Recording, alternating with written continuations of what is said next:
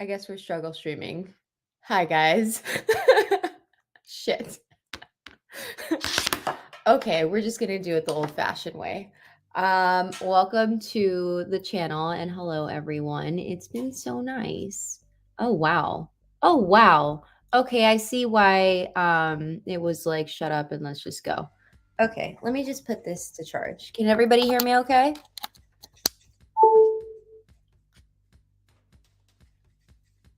Yep. All right. Hey, guys. Jesus. Just do one more thing and add the mic. Shit, I don't know if this will work.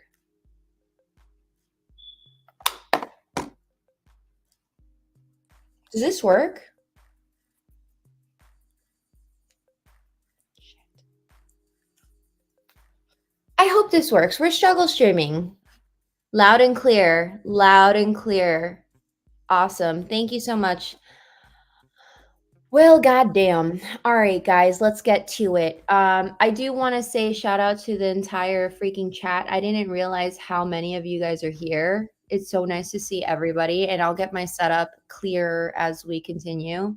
Nice to see everyone. TVM, Shane, Sean, Tej, Nova Hot Lips, Star, thank you. I have yes, Zone.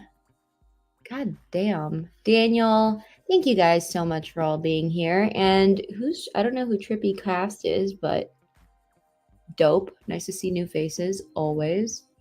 Hater Cell. Oh, hey, I remember you. Anywho. Bro. Shit. I was in a meeting. I was in a freaking a work meeting, and I think it is. And I was dying of laughter, and the guy was like, "Why are you laughing so much?" And I'm like, "It's a long story, but basically, I'm Mexican, and like all Mexicans have fire alarms and go off and never get the batteries changed, and they go off in the background." It is. I'm sorry. It 100% is. Yeah. All right, guys, let's do this. Yeah, no, it's definitely me. My bad, guys. It's old habits. My bad. Anyways, so today the title of the stream. What did I title this? Marriage in the frontal lobe. I'm not reading this. Marriage in the frontal lobe. Okay, cool. So we're gonna look at the frontal lobe. Like I said before, where we're going with better or whatever the channels are gonna be. I'm teaching everybody what I teach my coaches for their clients, which is like just scientific stuff. So we're going to talk about the frontal lobe because in the black pill, not even the black pill, but really pretty much in the red pill community, they need to say, or they always say that you need to get married before the age of 30, primarily for women, but I think for men too. And there's a new trend, a really annoying new trend that they're telling men that are in business, oh, when I got married or when I started my family is when my income doubled or tripled. But they're like not talking about the fact that so did the bills. You know what I mean? Like, yeah, I made more money because I had to be responsible for my wife and kids is completely different than, oh, yeah, when I met my wife, I started making more money. Those are two different. Anyways, wait, what? Yeah, at least I'm not dying in flames. Anyways. Read the frontal lobe you speak of. It doesn't fully develop until the age. No, it actually doesn't start progressing the development. It starts at 25 and doesn't finish sometimes until the age of 32. So it's really like people needed to. Anyways, this is why we're talking about it. So let's get to it. The frontal lobe. And then we're going to actually take a look at the marriage rates. Let's look at, I'm just going to read this. Maybe not. I don't know.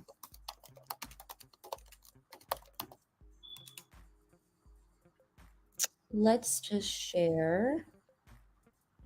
My screen. My screen? No. Let's just share the tab or the window. That'll be fine. You guys can see everything, right?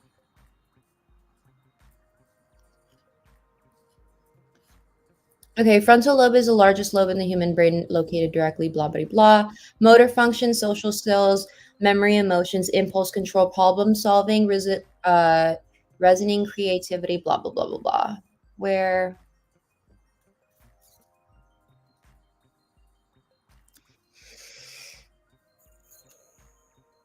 you guys can see the street, or you guys can see my screen, correct?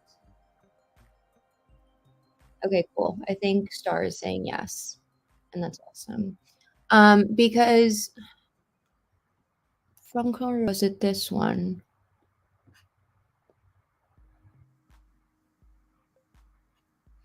I'm trying to look for it, but basically, marriage is it's like the frontal lobe affects your judgment and emotions and decision making and even planning. So, like, marriage would be one of the most prevalent things that it talks about being a part of deciding. And if it doesn't start developing until 20, I mean, it's always developing, but if it doesn't really go into full throttle until 25 and doesn't complete until 20 or 35, those are like, you know what I mean? That's kind of a big deal. Oh, here we go. Frontal lobe plays a key role in future planning, including self-management and decision making. Let's go to medical news today. Is this a reliable source? Does everyone feel like this is like good enough? I just want to make sure if the chat can tell me, like, is someone gonna be like, that's an unreliable source, like you're retarded. Is this thing overheating? Yes, it is. Okay. That's why we were doing this.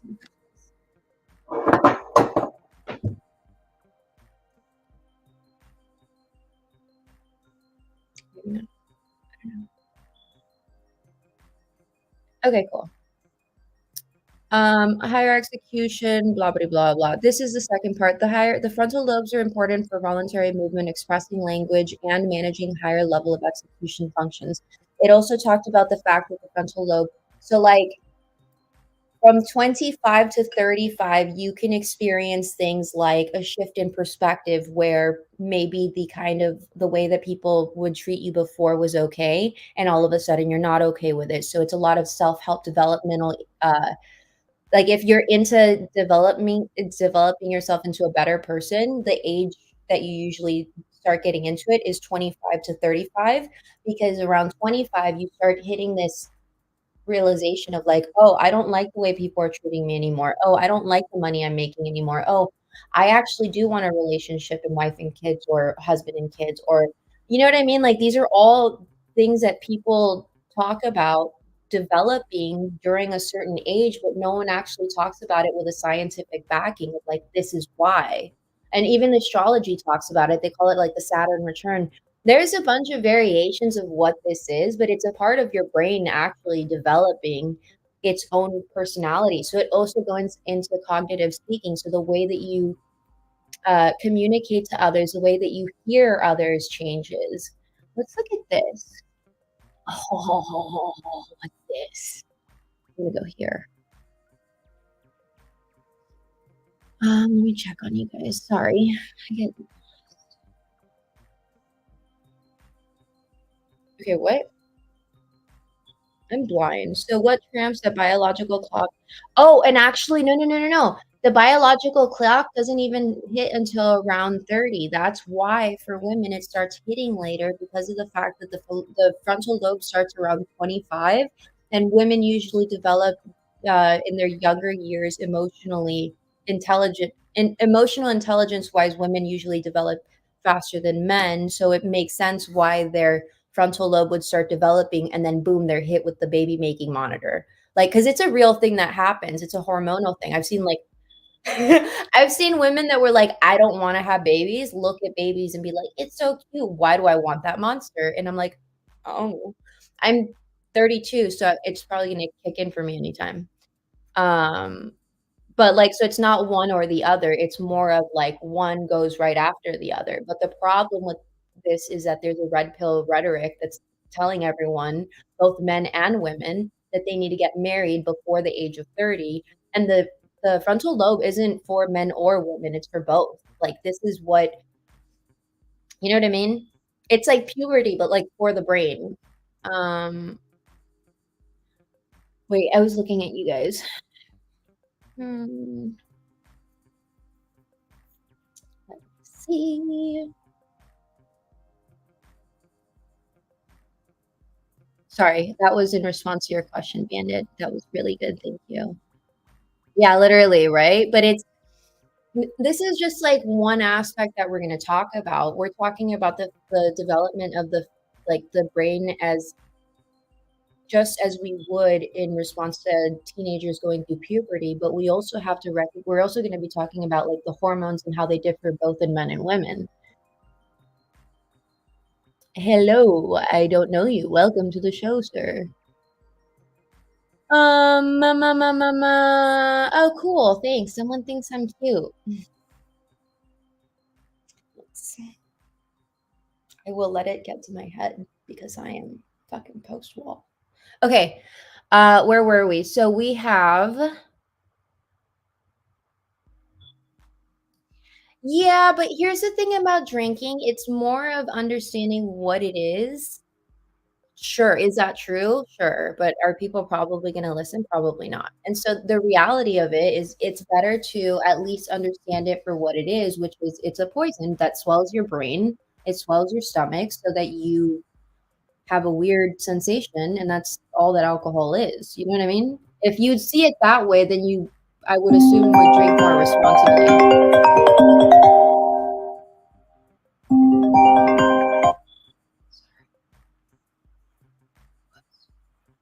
Okay, I was gonna do something. Hold on. Let's see if I can do this still. And then if anyone has any questions, now would be an awesome time. And if not, then whatever. Actually, going to enter.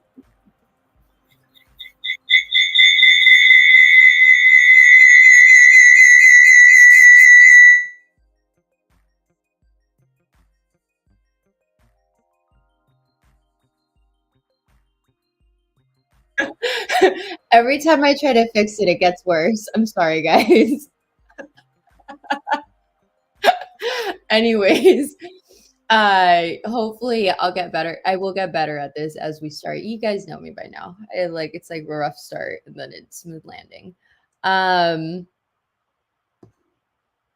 who do we have? I know, dude.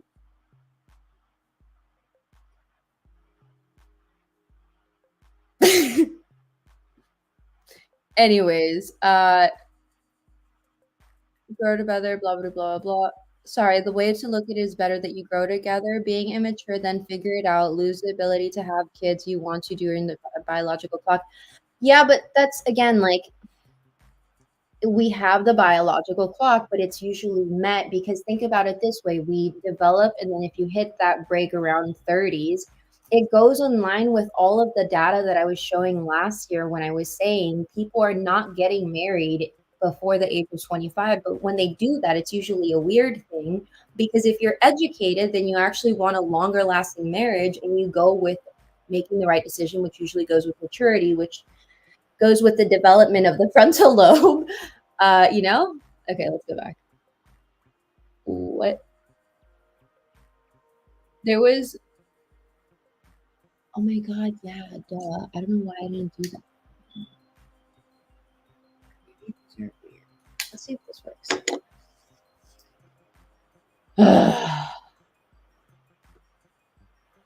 There is one more thing that I want to get to, and that is,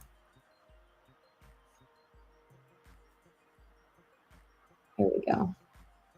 That is the marriage stuff. So if we're able to understand that the frontal lobe does not finish developing until around 30 to 35. So 30 to 35, it just varies per person. You know what I mean? Uh, let's go to the statistics, which I had. No. Go away. Go away.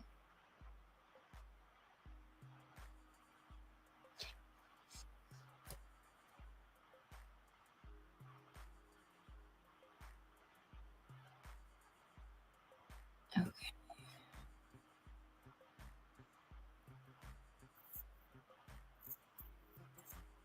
Sorry, I'm looking for the report.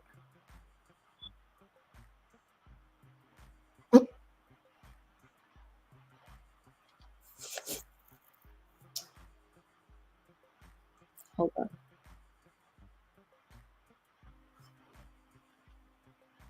So we have 48 and this is again WF lawyers, so they usually are good with statistics. Over 115 studies, facts. All right. Hi, homie. Let's look at this. 48% of those who marry before the age of 18 are likely to divorce within 10 years compared to the, what would that be, 28 around Saturn, around the frontal lobe development, compared to the 25% of those who marry after the age of 25. 40 or yeah, 60% of couples married between the ages of 20 to 25 will end in divorce. Those who wait to marry until they're the age of 25 years old are 24% less likely to get divorced. Again, all in line with the development of the frontal lobe. Let's look at this one.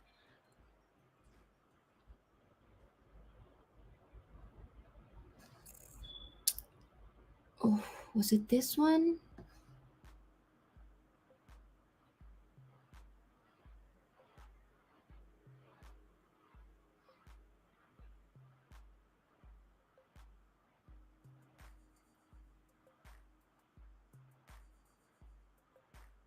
Average age for couple entering their first divorce is about 30 years of age. Again, around the frontal lobe.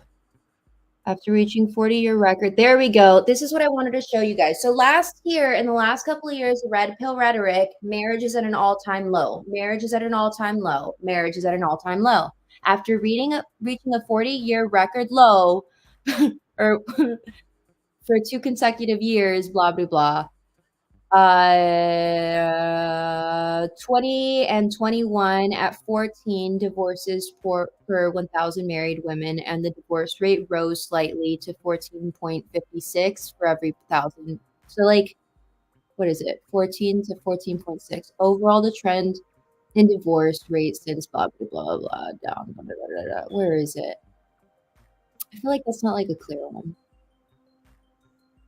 But yeah, it's the whole thing that I'm saying is like divorce is at an all-time low. Marriage is at an all-time high. You can actually look at the statistics and it's showing that for the last 2 years, marriage was at an all-time high. It was not at an all-time low. That's just the red pill rhetoric. Ugh. Hold on. Let me check on you guys.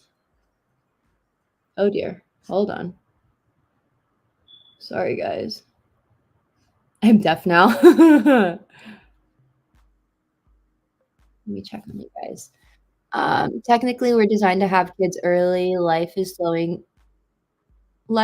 showing a cost if you keep pushing marriage later and later in life. Well, actually, the adult life span has increased, and our hormones and our developmental age has actually been delayed too. So that's part of the reason why you're seeing the ability of people having kids later. We weren't supposed to be like we're living longer. We're aging slower. That's just what's happening. And it's not and this needs to be a part of that conversation. So it's not about pushing marriage away. It's about doing it in a way that our brain has developed so we can make this like mature decisions based off of longevity and trust and love rather than the like I gotta be alpha or the sprinkle sprinkle because those don't work. And the trends are the people that had been listening to those rhetorics for the past like what 4 or 5 years, they're tired. It wasn't working. And whatever they tried, it's not working anymore because they're still tired because they're not happy. Because marriage like literally money can only keep you happy for so long and then you get depressed. It's just human nature or a pattern or something. I don't know. Uh, See? Waiting for the frontal lobes. Oh, Jay, I'm so happy for you. It's different because then you guys get to have like a mature and healthy relationship where it's like, I don't know. Energy is matched. Mm.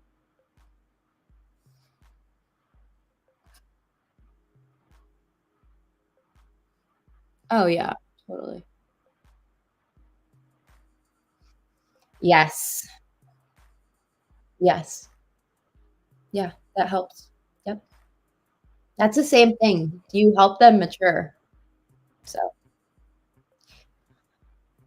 anyways, yeah. So if anyone wants to have a question, cool. Or if you want to hop on, cool. Otherwise, that's it for today. We're just talking about the frontal lobe and the fact that marriage is not at an all-time low. It was,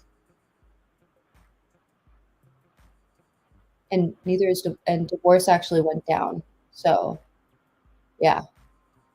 It's just fear mongering. You know what I mean? If you guys want to get like,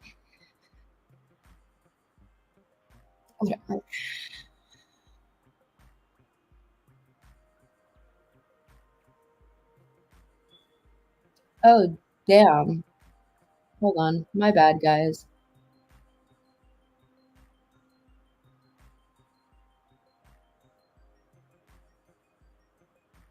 From eating meats and playing mind games, yeah, stimulate growth. Jesus Christ, guys. My point is society is designed to make you the dumbest possible. It is, but like it is red pill propaganda and it's fire alarm. Well, and red pill propaganda. Yeah, it had its purpose. The red pill was supposed to be something that woke people up, but I think over the course of like a long period of time, it got colluded into like something else. Mm, we're designed to have kids early, not later in life. The thing is, you don't know what you're capable of until you're tested. Well, and that's the thing. You don't know what you're capable of until you're tested. You're not designed. Who said you're designed to have kids early? You know what, Bandit? I love that you talked about this because you're not designed to have kids early in life. A woman's hips do not even separate, and they don't start separating until the age of 25. Her hips, they do, it's called childbearing hips. They don't go into, they don't start progressing. Like my hips didn't start spreading until I started going through a different form of my menstrual cycle, which started at 25. So if a woman is actually meant to have children younger,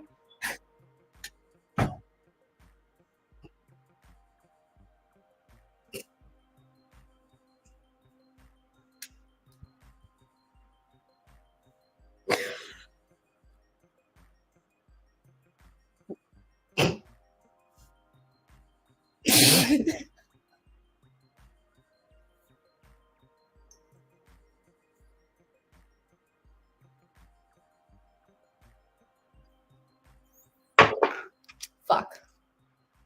As I was saying before I was rudely interrupted, if women were supposed to have children at that young age that everyone, that the red pill propaganda rhetoric has been preaching down everybody's throat, then why is it that a woman does not have childbearing hips that start developing until the age of 25?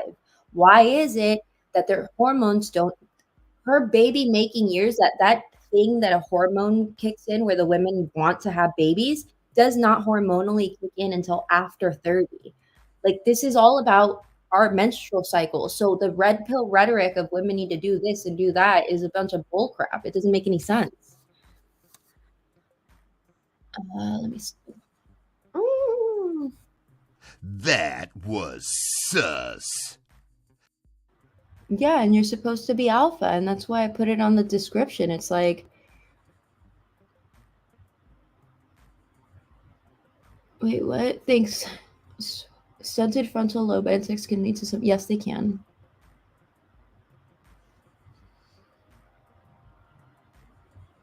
Doing what you want. Exactly.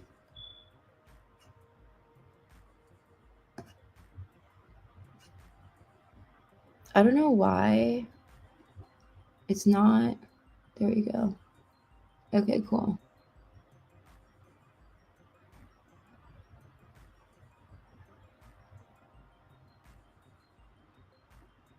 Okay. Just because women were having children at 16 in some other time period doesn't mean that they wanted to, or it was okay, or it's something that should have happened, or it's something that should be normalized just because people used to do it. People used to do a lot of things. People used to have high heels in like the medieval times because they had poop everywhere, and we don't do that anymore. It's what's up? Hold on. Hi. Hi. Okay, cool. Hey. I just wanted to put in there, she's right, because I used to wear my clothes from when I was 14 till about 22. And then one day at about 23, I put them on and my hips didn't fit in them anymore. And I didn't put on any weight. So you're right. She's right. I just want to put that in there. Well, no, I was thinking about it the other day, and I didn't think about this until the other day because my mom was laughing at me. I'm small, and she was like, "Ha, you look like a little girl" one time, and then a couple years later, and she's like, "What happened?" And I was like, "So," and that's the whole thing when guys are always saying like, "Oh, you need to have babies before you're 25." I'm like, "No, you don't. That's wrong." No, That's I didn't. like, oh. And your boobs will grow more also, by the way. I was not blessed. I'm just throwing that out there. Hold on a second. You're only 31. Give it time. Bruh. Be in it? Yep. What's going on? Hey, guys. I'm going to get a sweater. I'm listening, though. What? It's cold in Miami? That's not possible. Dude, I'm an alien. Turn down the AC before you poke out the camera. Doink, doink. I had eyes at one point. You did? But, okay, let's talk about this, though, because you bandit, or someone was bringing up the whole childbearing thing. That would probably be me. Him. Yeah. Did you know that women don't have childbearing hips until around the age 25? Yeah, I know. But I'm just saying, look at like your grandparents' generation. Like, there's only a modern development where people are having kids in their late 20s, 30s, and 40s. Yeah, but that has to do with hormone development. They didn't have the amount of hormones that we do. They were shorter. They were smaller. But that's because they didn't have the nutrition that we have today. Technically, they had better nutrition than we have today. That's true. Technically, they did have more wholesome nutrition, but we have more hormones in our nutrition, which have developed us further than they were. So our age and what we develop and how we should have children and how long we live and our everything is delayed compared to them. There's like a trend there's been a trend going on. If you look at pictures of the parents in the 80s, or parents or whatever, people that were in their 20s and 30s in the 80s, and you compare them to people in their 20s and 30s now, it's totally different. And it's not makeup, it's the genetic features and how they just age different. They look younger now longer. Yeah, because they develop sooner. Like, my kids were developing way younger than I thought even they should. And it's all because of hormones. It's tragic. Yeah, they started putting that in the beef and stuff in the yeah, I mean, you're looking at like my generation. I'm not going to date myself, but we would start developing it like, honestly, like 6th, 7th grade. Now they're starting at like 3rd, 4th grade. But that's why this needs to be a part of the conversation, because it's no longer the same. Hey, Daniel, it's not the same. Thanks, Doc. We're the red pill rhetoric is giving the same talking points that they did in 1950 for a traditional wife that doesn't have. Women make 40% of the workforce. So what are men bringing to the table should really be the question, as opposed to what are women bringing to the table. And women should also be talking about self-regulating emotions and saying, instead of saying they can't control them, because we're in 2024. We know that's not true anymore. Like, it's a dual sided where it's like we're talking I'm just saying that the idea that we should have children so young is an outdated idea, and we should be discussing it with the foundation, looking at the hormonal development of our teenagers and even the adults right now, because it's not the same. It's And it nowhere also near the depends on So, what you want to do with kids. Like if you want to have if you want to be a grandparent or a great grandparent, you got to have kids sooner. It all depends on what you want. I was going to touch on the hormone thing too. All of Absolutely. our, like, everything is GMO nowadays, and as you were saying earlier, everything, like, people used to drink like like Coke. Just throwing this out there, Coke, Pepsi. Those used to be in glass Correct. bottles, but now it's all aluminum and plastic and just microplastics and all the bit. So that's changed things dramatically too, and it's And They it's already did they did studies from the 70s yeah, where you're getting half the nutrition that your parents yeah. got. It's insane how bad the nutrition is. So that's why you're forced to take like multivites and stuff like that. well, the Just to even majority maintain your there's normal nutrition. people I'm sorry, there's people, I don't know if you guys have seen this, where they're like looking at people, they like make videos of cooking videos, but they like buy Walmart pre-made like mac and cheese and then they fry it and then they put an egg that's fried on it with like Tabasco. It's like the craziest thing. And I look at the Yeah, comment you don't need all section and that. but there's people that are like, oh yeah, my parents did this, or like, oh, like they normalize it. And I'm like, bro. But this is the crazy part. It goes into the whole poor mentality because it's poverty. Like people can't afford to eat. So it's like it's like a cycle. Yeah. But it's also Wait. the reason why you have like people that are skinny fat. That's because your body's technically starving, and it's turning any nutrition to fat. It's because that's all because the nutrition's horrible today. If you would, I'm just saying, if you would grow your own stuff, say you had a victory garden or anything like that, you grow your own food, like all that stuff goes away. Your hormones get back on schedule. Everything changes. Oh, No, 100%. no, because it's also Well, in the no. upholstery, the rugs. It's in everything. It's in Well, your I'm just saying, if you clothes. grow your own stuff, you're gonna eat your stuff over other food. I've noticed Well, a difference. there's definitely ways to like detox, and it's just about understanding what's happening. So I'll say this, the worst of it isn't even, we're having the conversation of what's happening, not so much to be able to be like, okay, here's the problem, but mainly talk about the solution. So if we understand that there's all these differences, then we can at least take away from the table the rhetoric that everyone's doing it wrong and that you should all be married and you should all have children and you should be a traditional wife or you should be fucking alpha. Because like that alone removes the stress of you're doing it wrong when everyone actually has the wrong information. You know what I mean? Like the wrong data. We've been giving the wrong data. And to go back to that, I started getting boobs in 3rd grade. Like, can you believe that? Yeah, it's pretty common today. Yeah, the 3rd grade. But it was I'm a different back 36 then. H cup. We're in like the similar age group. It was a little at least back then it was still rare to have that in the 3rd grade. There was a girl that had her period in the 5th grade that was really rare, and she had boobs. I didn't get just that saying, until I like, was 12, but I started getting boobs in the 3rd grade. Having a daughter and having her daughter's friends, it's literally everything is 3rd grade now. Like, I'm basically 2 generations older than her in a sense, and for my generation it was like 7th grade. It's like, oh my god, that's early. Now it's like 3rd, 4th grade.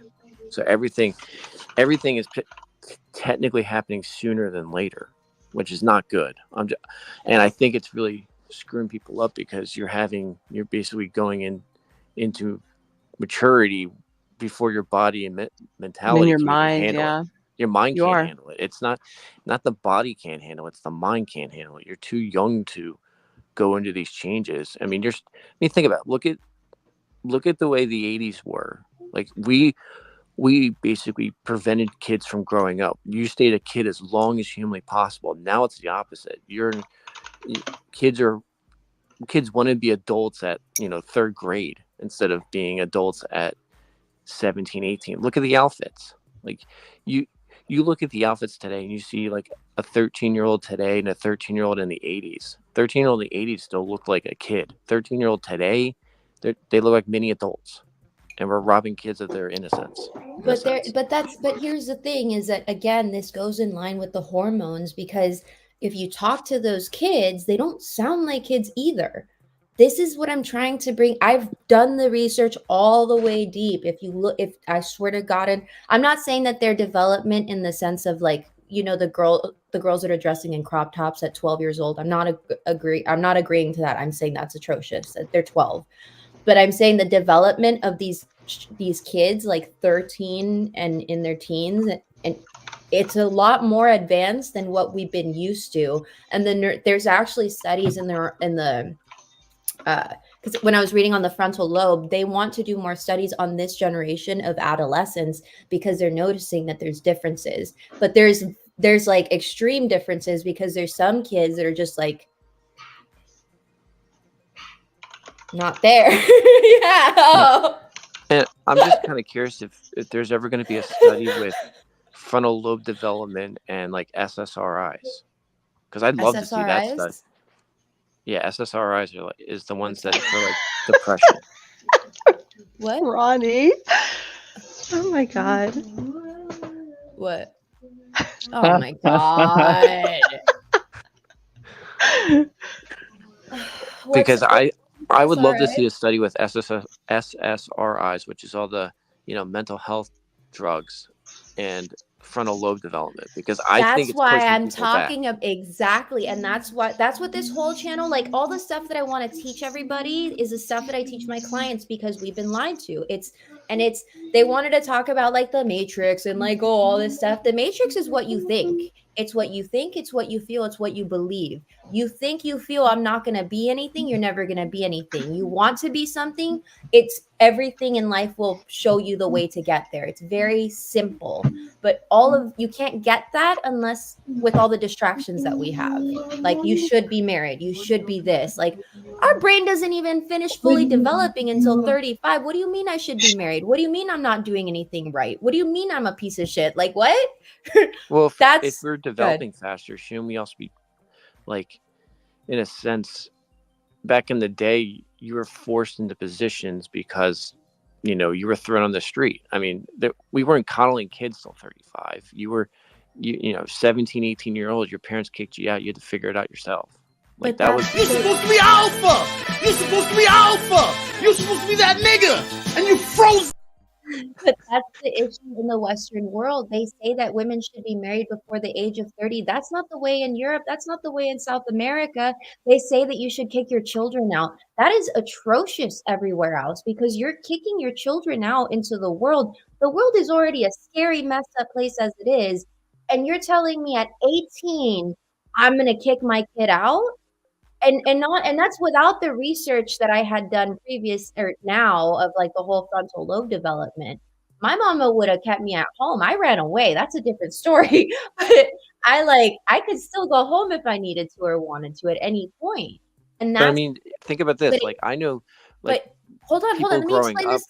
Let me explain this one little thing, because it goes into dating that everyone loves.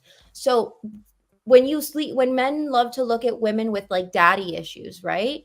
That part of developmental understanding that you can go home, that you have somewhere safe to go back to, allows you to go walking into the world really believing that you can do better, believing that I'm okay. If anything bad happens, I have a backup plan.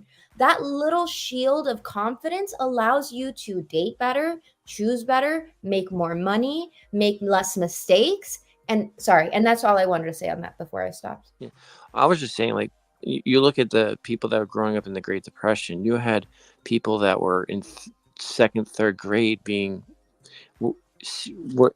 scrapping for aluminum, doing the adult jobs already. At like, everything is getting regressed in time, not progressed in time. You look at you just look at... Answer the question. Answer the question.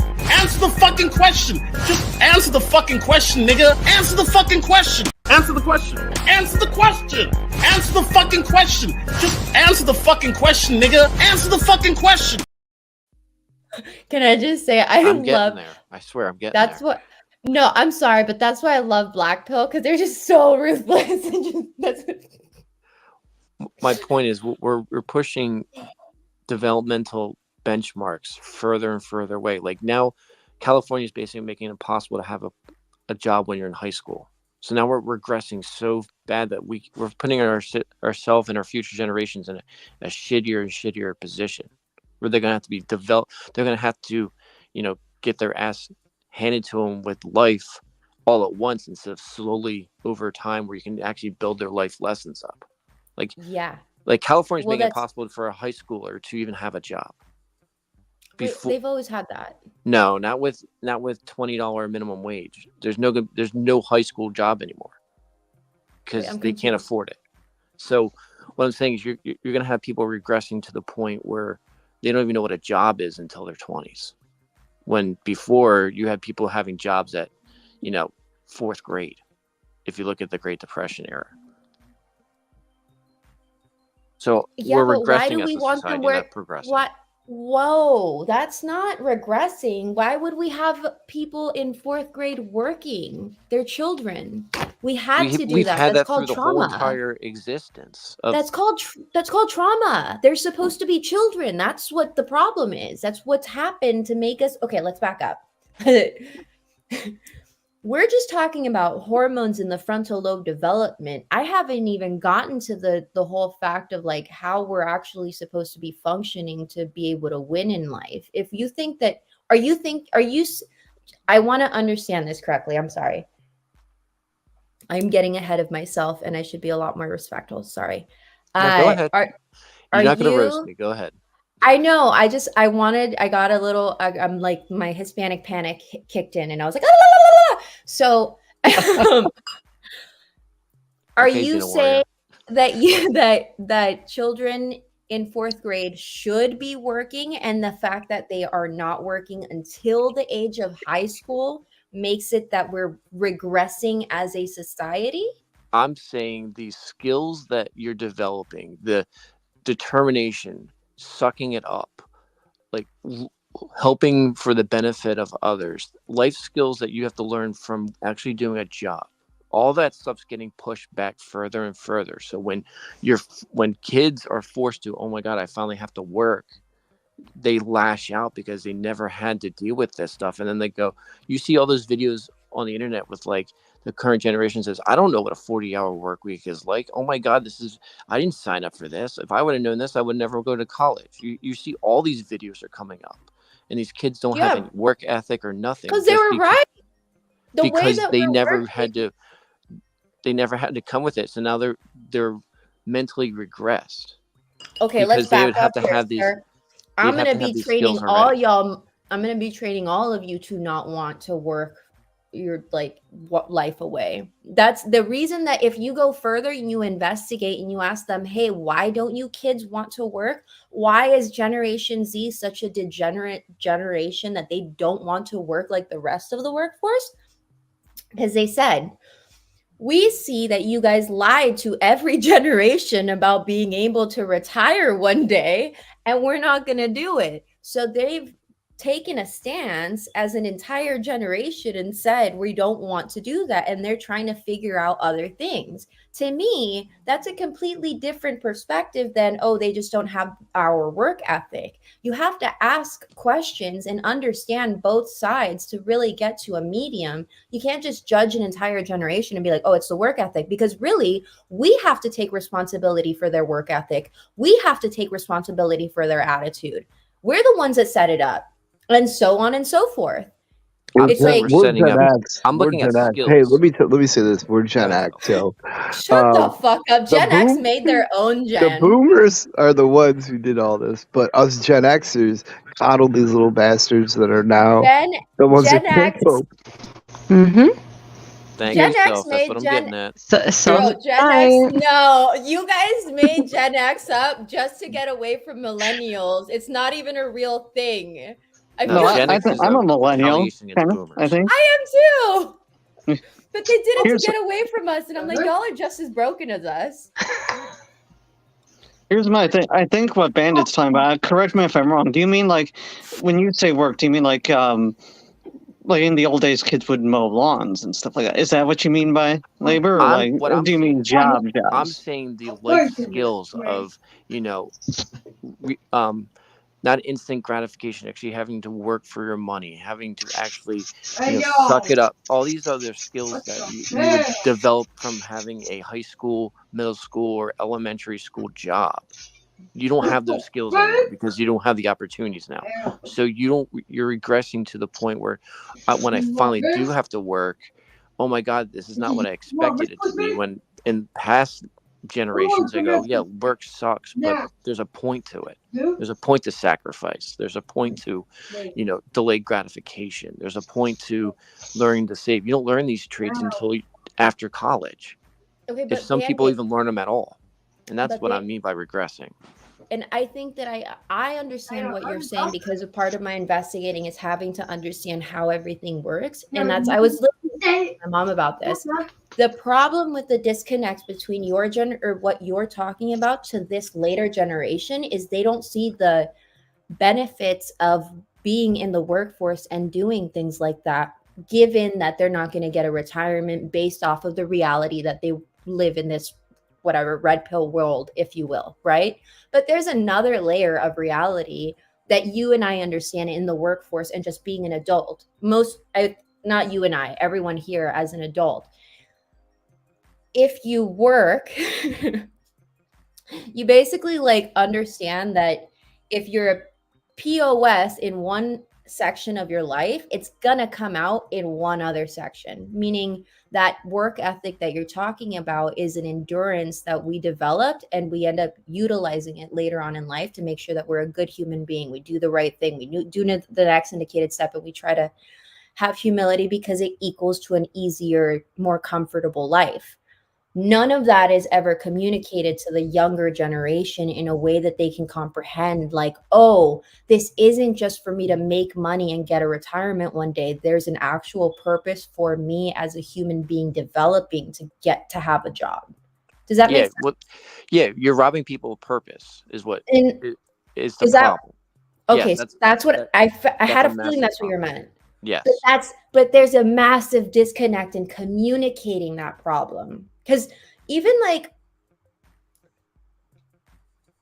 most people won't even see that even in their work, and they'll just grind away. And they I'll get guys that like have a business and they're making good money, but they are exhausted. I mean, like they're like workhorse dogs, right? Completely depleted. But then if I look at their life, they're acting and behaving like a piece of going to the club and hanging out with, you know, things that they shouldn't be doing.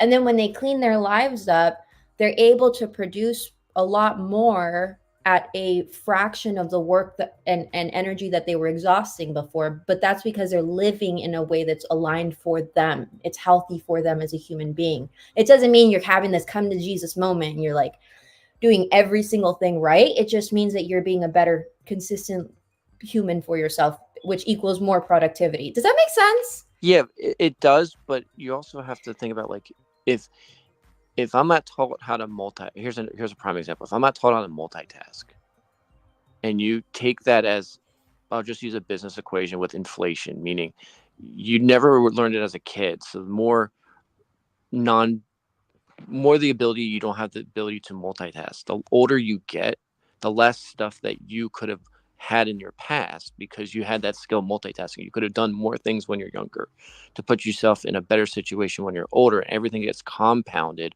So when you do have to finally learn how to multitask, you're so behind the 8 ball that you go, this is exciting. That's what I'm getting at. If you don't have these skills, if you don't develop these skills when you're young, you're robbing yourself of a future. I mean, prime example. Another way of looking at it is, if you're being a millionaire is really simple. If you started at 18 to 35 and put $200 in the bank, by the time you're 65, you've like $1 million. It's all about starting early and using compound interest to grow time. So if you had these skills when you're younger, you can gain the experience and everything else. It compounds. Right. That's but what let me I'm getting at.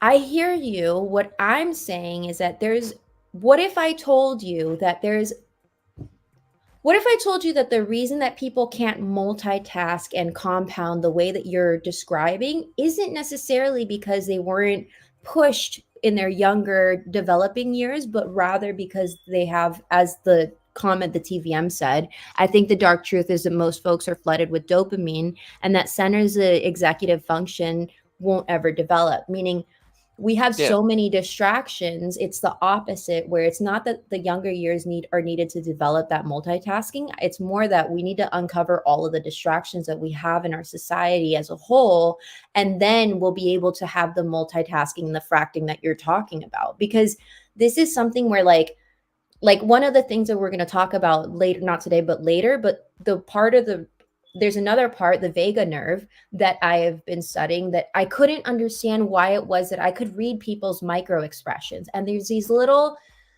I help people become natural on camera when they're creating content, so it translates into authenticity, which is a higher return on investment. So like they'll sell more, but they can only get there. And when we talk about things, there's these like little micro expressions when we're recording, and I see them on myself all the time.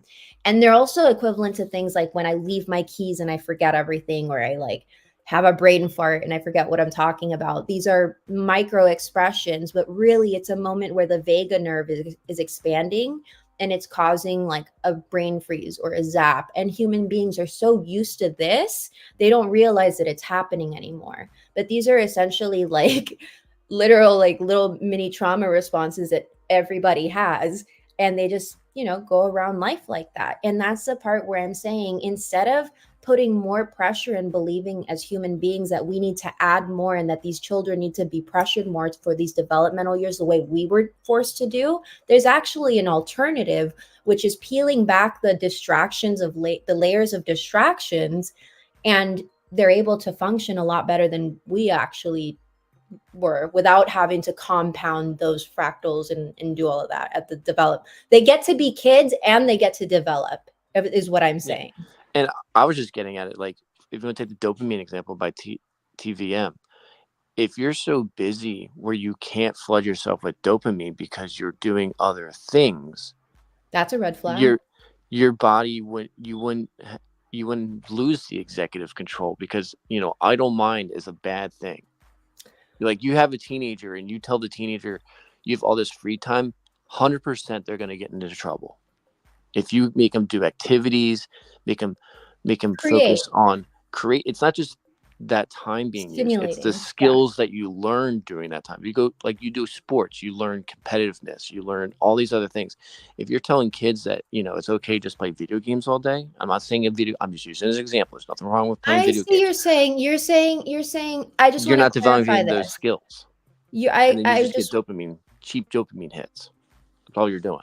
And then what you're doing with the dopamine hits is now you're like a drug addict on dopamine. So instead of having to develop other skills, you're just like, oh, I'm chasing my next dopamine high.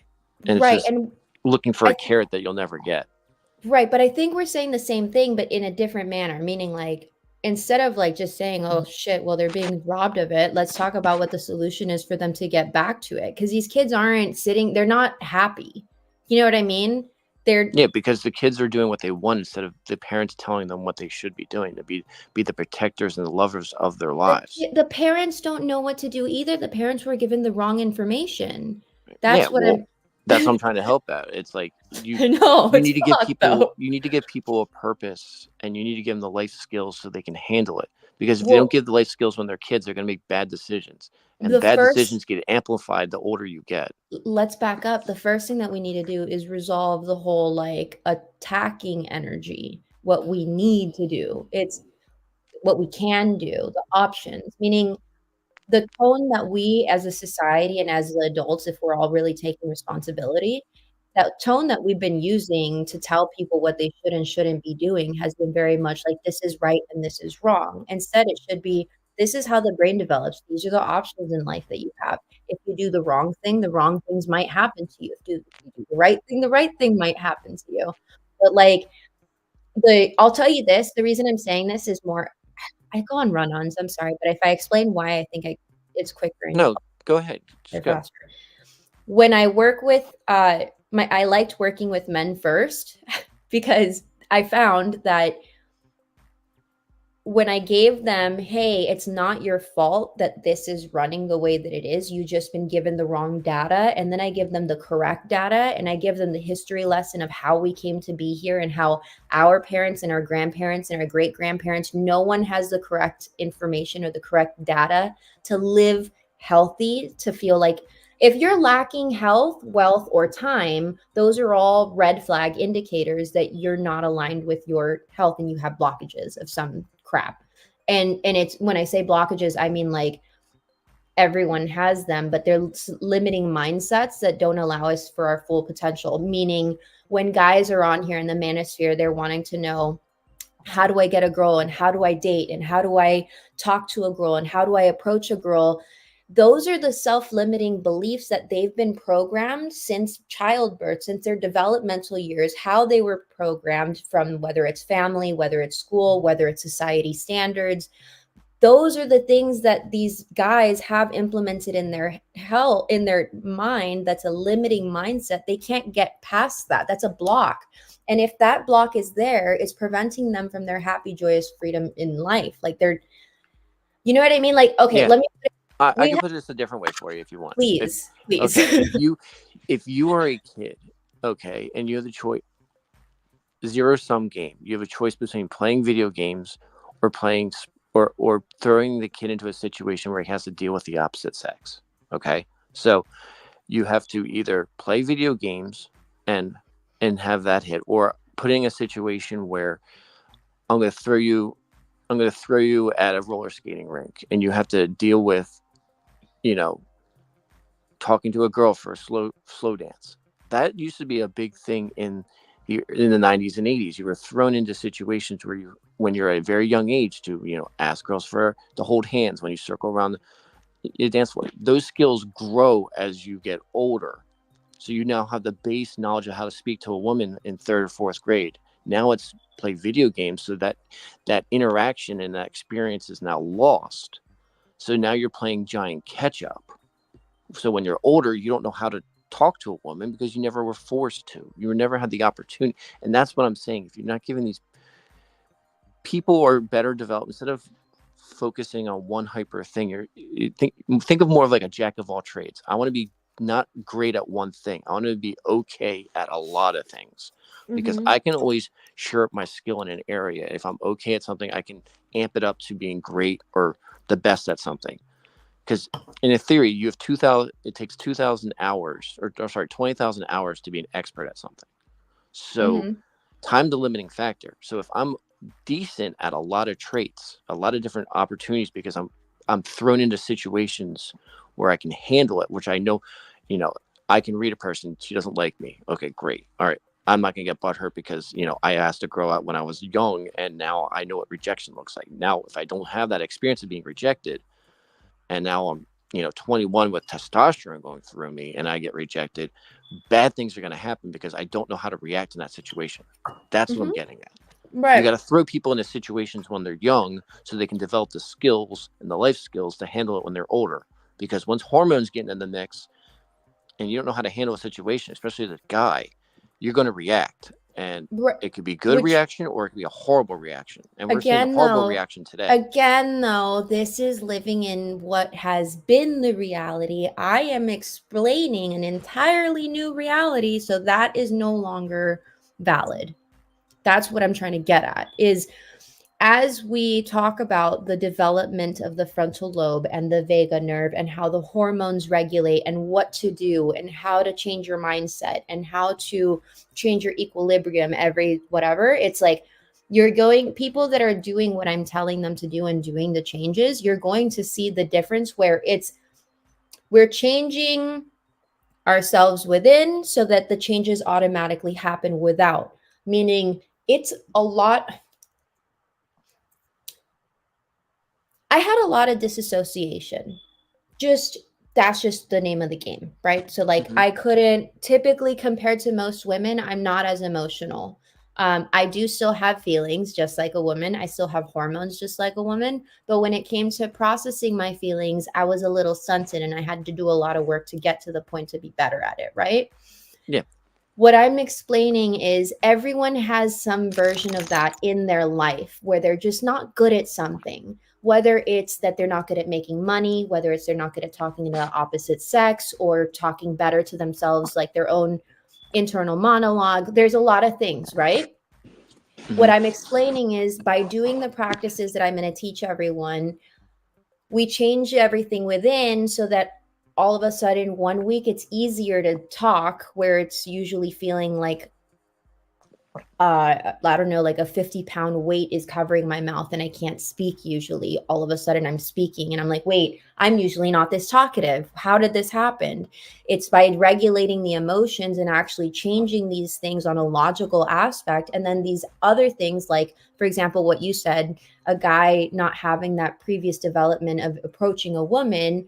We have the whole generation of incels talking about the fact that they missed out on development age doesn't help them. They're still stuck in the fact that they can't talk to women. So what I'm saying is I actually have a new solution where if they regulate all this stuff, they're going to have a desire to want to speak to women, to want to put themselves out there, as opposed to it, which is what it's been, a fucking uphill battle where it feels like a 10-pound brick is on your back and you're like, I don't know what to say to her. Like, these are all just practical solutions, but we didn't know this. We think that we have to push through things. And I'm saying we no longer have to push through things. There's another way. It's easier. Mm-hmm. It's like sci-fi. Hey, Daniel, what do you think, man? I want to get other people's opinions. Like Daniel and Stark. Please, because I'm sorry, Whisberg. I'm so sorry. Let me mute because you guys can do it. That's okay. Well, I think that's good. That you're trying to help, like, especially I think during COVID too, a lot of people were stuck inside too and didn't get to like, they kept everyone in and didn't get to let anyone talk. So that stunted a lot of people too. But as for helping like the incel group you're talking about, like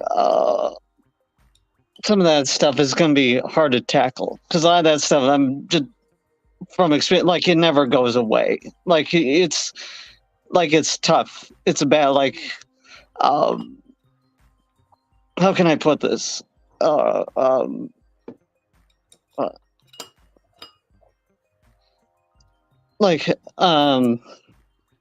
Just, it's not something that's it's not an overnight thing, is what I'm saying. It's not a cure-all thing. It's like, because what we're talking here, I hate to say it, it's like, again, what you're saying is great. It's just, it's not a one-day thing, and you have to prepare, at least for me. Like, you always have to think, worst case scenario, because this could easily backfire. It could easily, like, again, you could have the best intentions, but it could easily backfire. No, listen, it's the idea is take the advice. This is what it is, but it's also, like you said, it's a process. You have to put work in it. But I think, don't get me wrong, I'm not disagreeing. I think what you're doing is great. It's just, again, like, just to like, because people need that and dudes need that, and I don't know.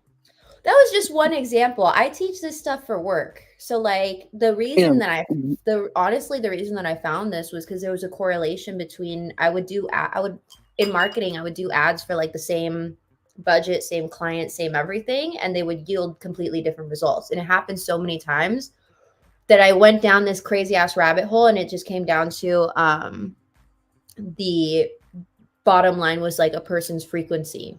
That's where all this stuff comes into play. So it really didn't, I just use it as an example because that's a lot of the content on here. That's a good example of it, like men struggling to talk to women, but it really has to do with self-help and development. So this is supposed to be like, if you want to start a business, it'll give you that energy to be able to go and figure out how to do it. You know what I mean? It just, it comes down to energy and people, and it's just weird. I'm telling you, it's like sci-fi. It's like a weird science. And I'm like, it's all new, and this is science-based. It's not like I'm making any of it up. It's just, and it's just weird because I'm like, okay, so science is saying it, but human beings, general public doesn't talk about this like it's science. A lot of it's being covered up and censored too. I had to realize, like, they're intentionally putting out the wrong, like, it's all propaganda either way. You just have to figure, people have to decipher, but people are too. They don't. That's another unfortunate thing with our generation is they don't think, they don't question anymore. They they have no inquiry. They don't want to know things, like they does that, like, because that's been beaten out of them, you know. And if you do, the moment you do, you get called a conspiracy theorist or this or that. Yeah. They try, you know, so that they beat you down either way, you know. 100%. And they fight it. Yeah, you're right. Because I wasn't even saying any of this stuff last year or when I used to stream, and I would just stay real quiet and I would just keep on the talking points. So you're like, I didn't even remember that until right now that you were saying that. I'm like, oh shit, you're right. I'd pretend like someone would talk about some weird stuff and I'd be like, I don't know anything. I'm a big conspiracy guy. I question, like, there's a lot of things I don't believe, or I mean, some, like, just don't, you know, I don't entirely believe the story that was put out. So that's the cool. Well, it's cool though, because a lot of the conspiracies aren't even conspiracies anymore. Yeah, like that's exactly. the wildest thing. We're in an age where, like, I feel like we're in an age where, like, this is history in the making and everyone's just like listening to stupid things. And I'm like, bro, this thing just came out to be true. Aliens are real. Like the Twilight Zone is real. Yeah. And everyone's just like, how can I, like, get a girl? And I'm like, I don't know, dude. Oh man. Sarah, what do you think about all this? And, like, the frontal lobe and, like, I think you kind of educated me a little bit on the frontal lobe, but as far as kids and society and stuff, I really think that people place too much on evolution as far as how we navigate. We're a little bit more pragmatical, you know. And so when you're talking about kids and the whole 9 yards, they need to have balance for structure. They need to be busy, but they need to be She's right. creative. And they need to, you know, they need to have that balance so that way they can develop safely and still maintain some of their innocence, but still mature. So She's right. So that's more of where I'm coming from, because, you know, all of this, oh, we're just, you know, it's like science fiction, we're evolving to this. Nah, bullshit. We're only going to develop so far. We've stayed exactly the same damn way from the inception all the way to this damn point. So it's human nature, baby. The human condition. It doesn't change. You know what I agree, and I think that there's another thing you made me remember. Aside from, like, if we're going to be teaching women that, we also have to, like, put an emphasis on taking care of, like, men taking care of themselves first. Because I was noticing, and I want to ask everybody this, like, frequently and see if this is true. I'm trying to collect data on it. If men, when they see or evaluate going into a relationship, if they see it as a form of sacrifice, like, me getting into this relationship requires that I'm going to be giving a part of that I'm going to be giving up a part of myself. Yeah, that makes sense. That's a good question, but I can answer that if you want. I think we both do, though, don't we? Yeah, I know. It's a compromise. I know that women do, and the way that women do, which is actually not healthy. But I've just recently learned the way that men are thinking about it in that regard. So I'm actually asking more men to see if it's true, so I can, like, talk about it too. Well, men see it as it's a compromise. I give up something, you give up something, and we meet in the middle. So yes, we are sacrificing. Both sides are sacrificing, because I don't get what I want, you don't get what you want. We meet in the middle. That's basically relationships in a nutshell.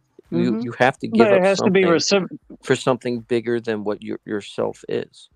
Like, it has to be reciprocated too on both ends. It can't just be one way. But you still have to give up something for.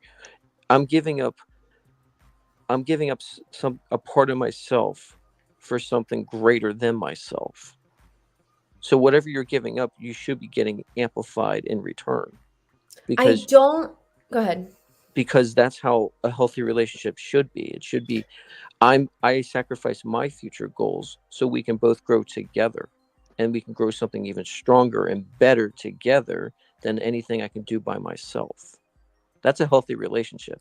I give up something, you give up something. We grow and create a life that's better than our sum parts. It's not it's exponential. Like, I'm giving up something, you're giving up something, but that thing that we're giving up, the stuff that we're creating together, is so much more important than, and so much more satisfying together than it would ever be if I would just do what my own urges tell me to do. By me sacrificing, I'm becoming a better human being. Just like if a girl sacrifices, she's becoming a better human being. Service is sacrifice. Right. I don't think that's the typical way that guys see it nowadays. I'm writing this down, just so you know. Here's going back to what Bandit said too about the depression. That's the thing. Back then, in those times, both were struggling. Like, everyone was struggling. So there was a reason for them to work together and stay together. Now, not so much. Now, like, there's like, men can be independent, but women can also too. And it's like the thing that I'm seeing well, I mean, we've been seeing it for a while now. It's that we don't need no man. We don't. It's like, no, we should want to be with each other, but it's just not like that anymore. The want isn't there, the need isn't there, or the struggle isn't there, or it's just but just either way, both, like, they think you're owed something instead of just doing it. Like, back in my grandparents' days, they just did it because they wanted to do it. It's like, oh, okay, like, but nowadays it's not like that. It's like, you owe me, so you gotta do this, you gotta. And now it's all like, and it's very hostile. Like, it's just like again, what I've noticed, just not, it's both sides. Men and women have become more hostile to each other. It's not good. Where, again, in the old days, there was the struggle and they were all trying to work together. But nowadays, it's not like that. It wasn't fully harmonious, though. You know that, right, Daniel? And that's because I was raised by a man born in 1928, and he was abandoned as a child in the Depression on the streets.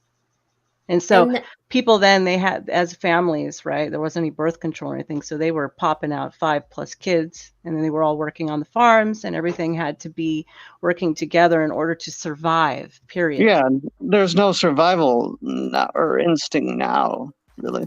No, there's no, because there's too much fail-safes from the government that was put in by my cousin. I'm so sorry.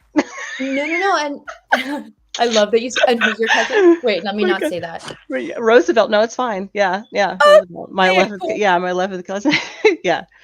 Her cousin is Roosevelt. Yeah, the 11th removed cousin. Yeah, bastard. Roosevelt who? The President Roosevelt. I just wanted to clarify. That's all. I'll send you my family tree after this. But yeah. Which one are you closer to, Teddy or FDR? It was FDR, wasn't it? That was the president during the Depression, wasn't it?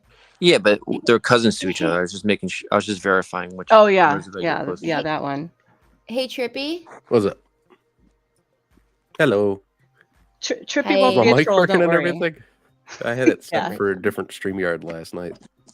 Wait, I wanted to say something really quick before we move on there. And hi, Trippy, nice. But before I forget, because I tend to forget sometimes.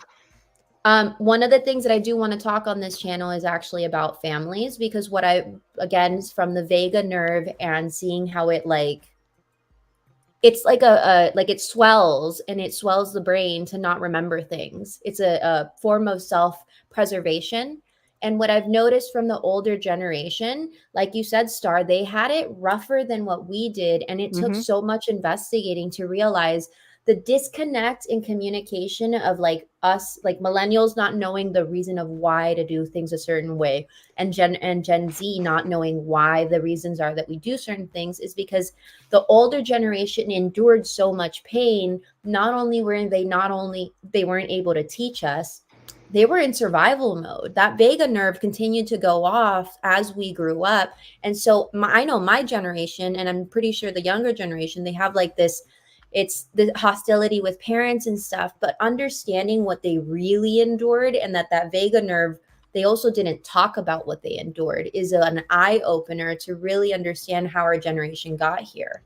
Because we don't know, the way that Bandit is describing the way that you're supposed to date with purpose, most people do. The red pill propaganda does not want you to date that way at all. You better like but just to, I'm just going to put a cap on this, and then I promise I won't say anymore. Are we listening to people that are in relationships, or are we listening to people that want to be in relationships? That's the thing.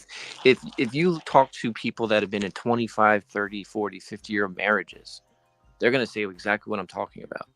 Those are the people we should be caring about. Well, if you want a relationship, you talk to the people that have successful relationships. If you're talking to people that never been in relationships, why are we asking for advice from people that aren't in relationships? Well, that seems like a giant oxymoron. It was just the trends that we were in. So when I was like in my 20s growing up, I always hung out with the old people that told me what relationships were like. So I have the beautiful people that have been married for 50, 60, 70 years to know what it takes. And then I come on here and everyone's like, no, that's a lie and love doesn't exist. But now where we've been with the trends is where Kid Rock and Pamela Anderson in like the 90s, they were the cool thing. You got Andrew Tate and Sprinkle Sprinkle, bro. And now we're kind of leaving that era because, like I said, people have been taking the feedback, taking the advice, and it hasn't been working. They're not happy. They're divorcing still. Like, money's not up. We're hitting a recession.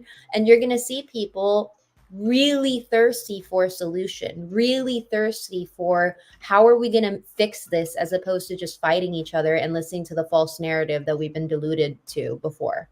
That's why, like, right. And that's why it's so cool to have these, because like I said, I have my coaching program, but everything I'm doing there is what I'm teaching here. And it's what I've paid like over $500,000 to fucking learn. Like, you know what I mean? Like,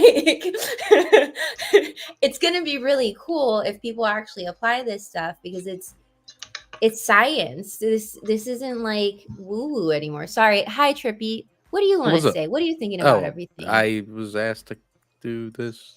I don't know. I'm sick. If you don't want to, bro, like no, it's cool. We don't want. You're 36. You got something to say, and I'm like, I don't really know if I do.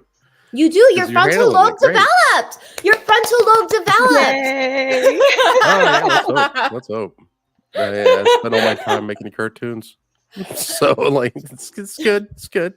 I mean, my parents were married for like 20-something years. My mom and stepdad. But I wouldn't call that a happy marriage, you know? I'd call that hell, at least for them two. But it was a lot of mine, especially from my stepdad's side. He'd be like, this is mine and that's yours. That's how he wanted to do marriage. And it's a terrible way to do it. You can't just split everything up and expect everybody to be happy. Can I say something on that? Because this is like how I do for example, I have a client that's like, we worked on poverty mindset. And when we talked about it was something similar to that story.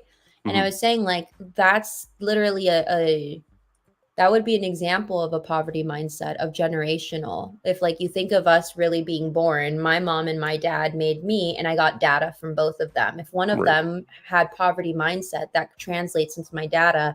And that translates into like, I can't do this, or I can't, and I try and explain it to people. It's more than a limiting mindset. It's a physical feeling where you can't do it like other people. Right. You want to change, but your brain won't let you. Yeah. And imagine like that's like my, like, especially when it's family, you know what I mean? It hurts, but it's like, damn. Oh man. Oh yeah. Yep. So yeah, I witnessed it all. You know what I mean? And it's like I try to learn from that, especially when it comes to like how my stepdad acted. Like I was saying, constantly mine. Do you feel like you got any of that? No, I don't think so. Not really 100% sure though. Probably did and just don't see it. I got a lot of it from my parents. Like it's kind of like the game, but like I'll tell you one thing is I actually trip out on, I watched some of the older content on other channels when I would argue with people, and I didn't realize how hostile I was until I had done stuff and I started seeing the changes where I was softer.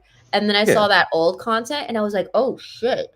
So Well, like that's YouTube. You gotta, people think you have to be hostile all the time. no, it's not YouTube. It was my frequency. It literally changed because I bet that's what I'm trying to explain to everyone. All the shit that I'm explaining on here is the same stuff that I've experienced that I paid other people that have learned this. And I'm just like, why doesn't everybody know this? It's kind of like, you know how like you look at Steve Jobs and everyone's like, oh my God, he's this amazing guy. It's really like, what if all of us are capable of that, but we're all just super distracted? And what if we actually knew that it was a lot more tangible to get to that place than what we've been told?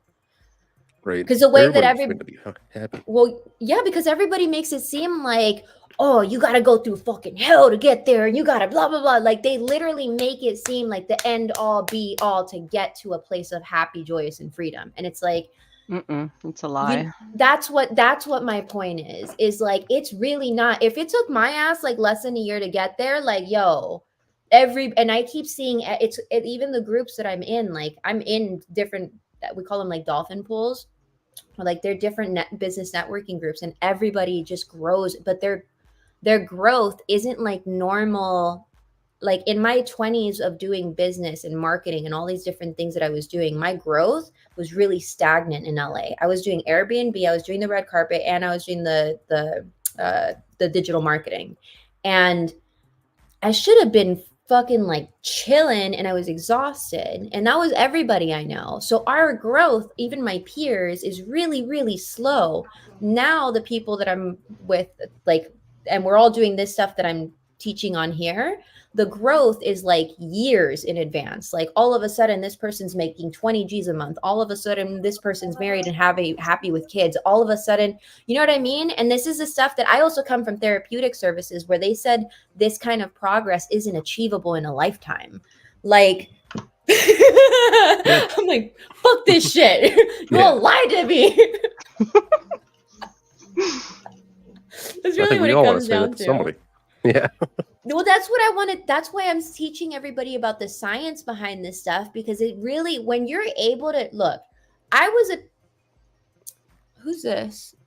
Hey, Sean, give me I'll bring you on in 1 second. But from before I got sober at 19, I was like a titiri. Like I stole, I lied, I cheated, I ran away from home. And I could not for the life of you tell you what the was wrong with me.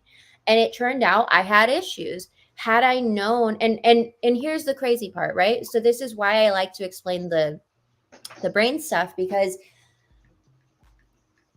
it's almost like a wave of relief when we understand like it wasn't my fault. Given the data and the circumstances that I had at that time, this really was the best that I was able to do. And when you're able to say that and look at it and be like, damn, I can let this go, like I'm good, it's a different level. You don't have like a 10 pounds of weight on your back anymore. You're just like, all right, let's go. Yeah. What's next?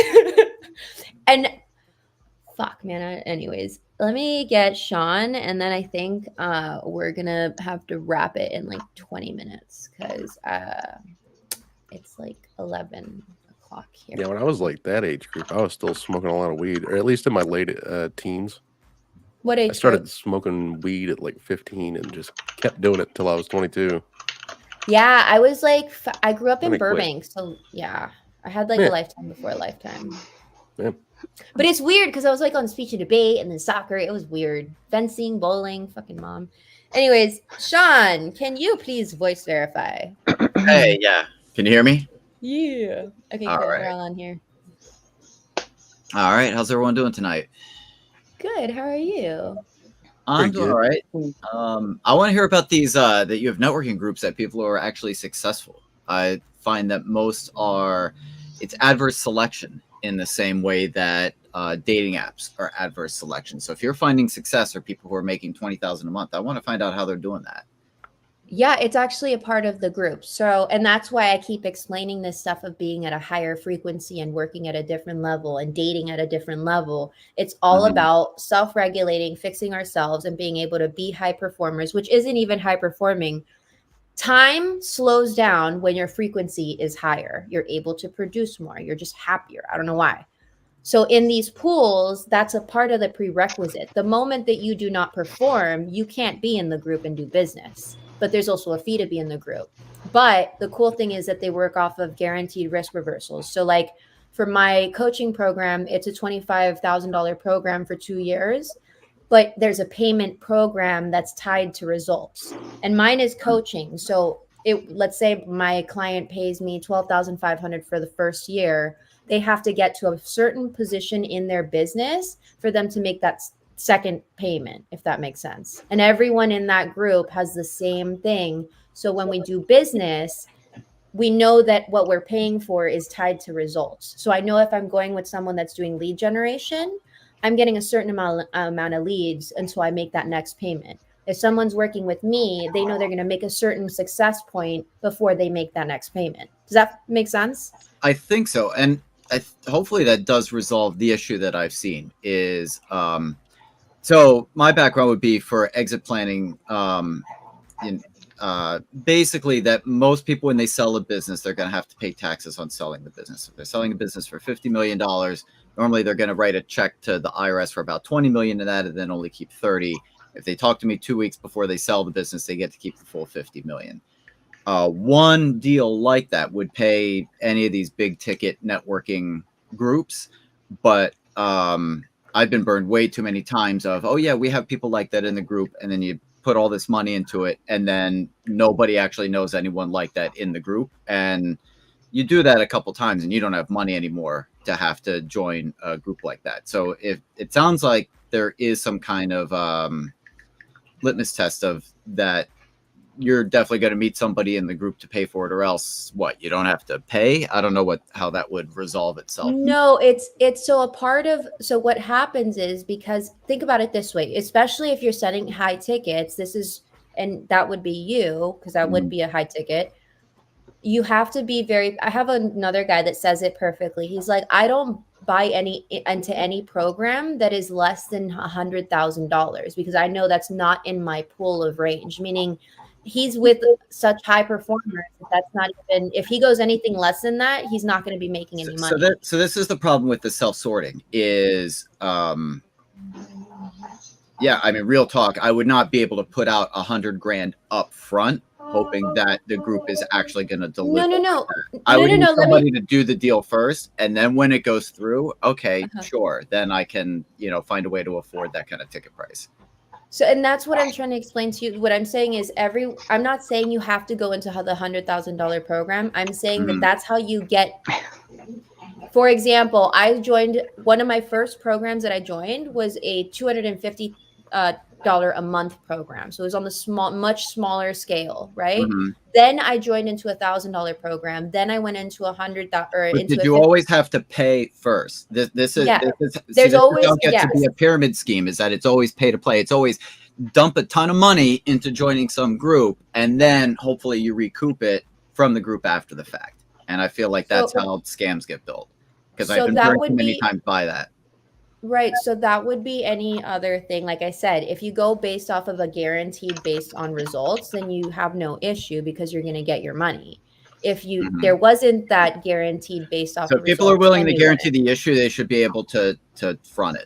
Is the situation. Well, here's the issue where I have and this is a mindset issue that I'm trying to explain to you. If that's the mentality that you have going into a high ticket sale, it's harder to get the sale because when you're dealing, it's not about mentality, it's about literal resources. This drives me nuts with this mentality crap too. It's about literal cash in the bank. It's about the physical ability to do things, not how you think about yourself. I know I can do these things. Vision and motivation are not my issue.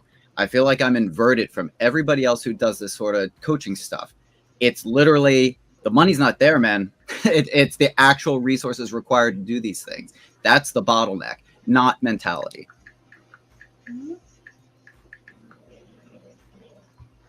So When you pay a certain amount, it's kind of like a statement, if you will. Yeah, but if you don't have that, if you will allow me to finish, if you will allow me to finish, because you're getting a little aggressive, so I took a breath, and I'm not aggressive with you, but you have to tone it down as well, because I'm not being aggressive with you, so please. It's kind of like a statement. Actually, it's kind of like they say in dating, right? Let's take the business out of the equation and utilize it as dating. If I'm like a Chad or a Tyrone, but I show up to a date in a Toyota, it's a statement that I'm making, right? If I show up in a Mercedes, that's also a statement that I'm making. That buy-in into these programs, as long as you go to a reputable one, not just like oh, I found the ad on TikTok or whatever. But I always tell people, try to find someone that said that they made money off of that program, that is a friend of yours or an acquaintance, someone that you could be like, I saw that they made money. I saw that their life improved, and they said it was based off of this group. Then when you pay that higher ticket to get into that group, in my experience, it's like a statement, like, I've paid this amount to be in this group, therefore they trust me automatically and will make the purchase as long as there's people like that in the group. The number 2 thing that I do is I verify based off of any group that you go that's like this should have a list that they should share with you, at least what kind of people are in each industry within that group. Because for example, if you have people that are selling their business, but these are all coaches, you have no business buying into that program, and they should be able to at least share that with you. Meaning like your target demographic is within that pool. Because if you're paying that amount and your target demographic is in that pool, you should be making money. But if one of those two isn't there, it's harder to do so. That payment of that first payment to say I purchased this $25,000 program or I purchased this $100,000 program in business is just a statement of I showed up in a Mercedes Benz. You can trust me, buy from me. Does that make sense? It makes sense. The reason I was getting frustrated is because other people have done things like this too, and I'm trying to put this delicately, is that I feel like the point I'm trying to make isn't landing. So let me make it again. How do you, in this scenario, how do you get that first step underway if you don't have $2,202 to, and that's what I was trying to explain to you. That's what I was trying to explain to you. So I'm going to first shield to make sure. Undead, can you voice verify? Puniti. Hi, nice to see you. I just wanted to say when I started, that's why I was trying to share with you my personal experience. I was lucky to have the guy that I went through training through, that he invited me to one. But my first program I joined was $250 a month. It wasn't this huge thing. So I was able to afford that. And then I went into $1,000 program. And from there, I went into a $25,000.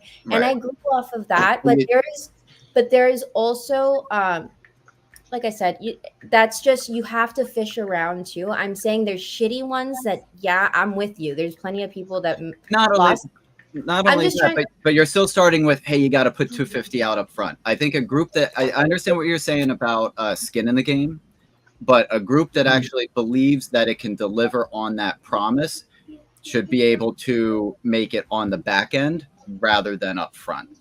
That's people not valuing themselves. That's like me saying like, oh yeah, let me start this business and make these cups, and you can try to use these cups for a year and then pay me if you like them. Like, that's not valuing the person. I understand what you're saying, but there's also programs for people to get to a place where they can then afford the $250. If you're just saying like, oh, I think they should be free, then that's just not. Wait, is that a Bud Light? Are you drinking a Bud Light? Everybody says that when I drink this Zevia. No, it is not a Bud Light. Oh, wait, show the brand to the camera. I need to confirm. No, you're going to have to trust me. But I don't trust you. Here's what I got. Okay, or you cannot trust me. That's fine. Yeah, if you just take 2 seconds to take the can to the camera. Let's go on. You say, just trust me, bro. Like, bro, Dad, it looks like a Bud Light, dude. Undead, what do you think about the stream? How are you, by the way? What do you think about the stream? I mean, look, you're about to end it in like 20 minutes, right? Yeah. I don't want to like attack your coaching program because I just called into your stream randomly. Well, the coaching program's going to be on program I've ever supported, but I'm not going to like bring up the discussion of coaching and what you got to pay and what you got to do this because there are well, were you here for all of it? But investments to join groups that return the investment, right? But I haven't seen a single coaching program that I supported, but I don't want to get into it because wait, 20 minutes left. Wait, no, you can because I'm going to be doing it for free on here. I coach coaches. So this is going to be kind of cool and fun. This is kind of going to be fun. Coaching coaches. Oh my god! Don't even say that. Oh, careful doing that on YouTube. The first year, people will be emailing you all sorts of weird things. You see, I'm sure all of you guys have seen because let's say coaching and your program could be reputable. It could be useful. You can still acknowledge that 90% of people who do quote unquote coaching are basically scam artists, right? I wouldn't say 90, but I'd say like 75% are for sure, 100%. I mean, okay, from my experience, it's like 99 point. Actually, from my experience, it's 100%. I used to say I'm pretty skeptical of this too. Yeah, it seems like a racket or pyramid scheme for this reason of pay me and then try to get in this network that then other people are going to pay. But that's how Amway worked. You know what's so crazy is I told them too. I was like, I come from the world where coaches are called roaches. This is really hard for me. I mean, look, that's Sean, that's true, but you can at least intellectually agree that there might be someone who could offer value to a certain level of people or resources that could return the investment. Like theoretically, that is possible. In theory, in my own experience, between Tiger 21, Exit Playing Exchange, Association for Corporate Growth, I've been in a lot of these groups and none of them deliver. So okay, but Sean, I'm going to be straight up with you, Sean. The groundwork. I just kind of, because the coaches I attack are the dating coaches. They're like, pay $2,000 to me and I'll teach you to be an alpha male. Those guys. Right. Yeah, there's that. It's really a business kind of thing. I'll teach you how to be an alpha male. Stop being in that one. There is just like there are in the dating world, there's the same thing in the business world. They're just the same drug. You gotta be alpha, you gotta do this, and it's the same. You have to pretend to be something and everything that you're not in order to attain the very thing that you want, which is the complete fucking lie. If the business coach wants to meet you at a coffee shop and he rolls up wearing a polo and Oakleys, you're getting scammed, bro. I did a ton of work at coffee shop. Again, it comes back to this idea of like mentality and personal real estate companies. It's just, it's a fertile ground for scams. I completely agree with that. Well, because I think that's how it gets turned around on people. Is it's all they make it. People are so insecure or have imposter syndrome that they make easy prey for mindset, motivation, all this head game shit. And the reality is it's the physical things that are actually scarce. The mental gobbledygook is not what's holding people back. It's that they're actually broke. Listen, honey, it's the mentally gobbledygook, and I could actually train you for free on this channel, and you'd make more money because you're yourself. If I'm going to make more money, I just need to meet the people who can use what I can do that they don't know exists as an option. Yeah, but nobody wants to buy from. I disagree about like the physical versus the mental gobbledygook. Because hey, dude, there's a ton of rich suckers out there. That's why the Church of Scientology exists. Yeah, but it's not about having the mental gobbledygook, whatever you define it as. Right? It's not that hard to be like, hey, save up your money, go to a trade school, open a business, do plumbing contracting. Like that's not a hard business plan to promote. And if you own a plumbing company in a big city like San Antonio, you'll make more than a doctor. Like, that's legit. Have you done that, or do you know someone that has? I mean, I'm all for supporting the trades. I just think it's a little more, just start a plumbing company, bro. I haven't done. No, I'll be honest. I haven't done it. I'm so white. I knew somebody.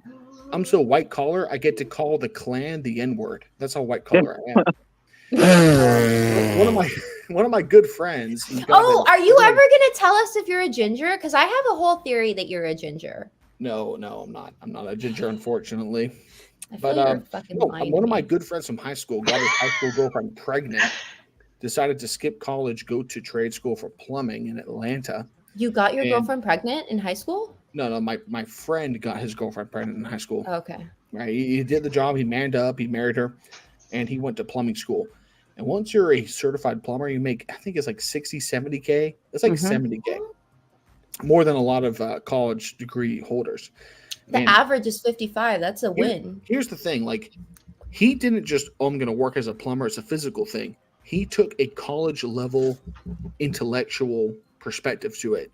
I'm going to save my money, buy some tools, get my master's certification, and then open my company and use the goodwill I have with customers to steal the customer from my previous employer.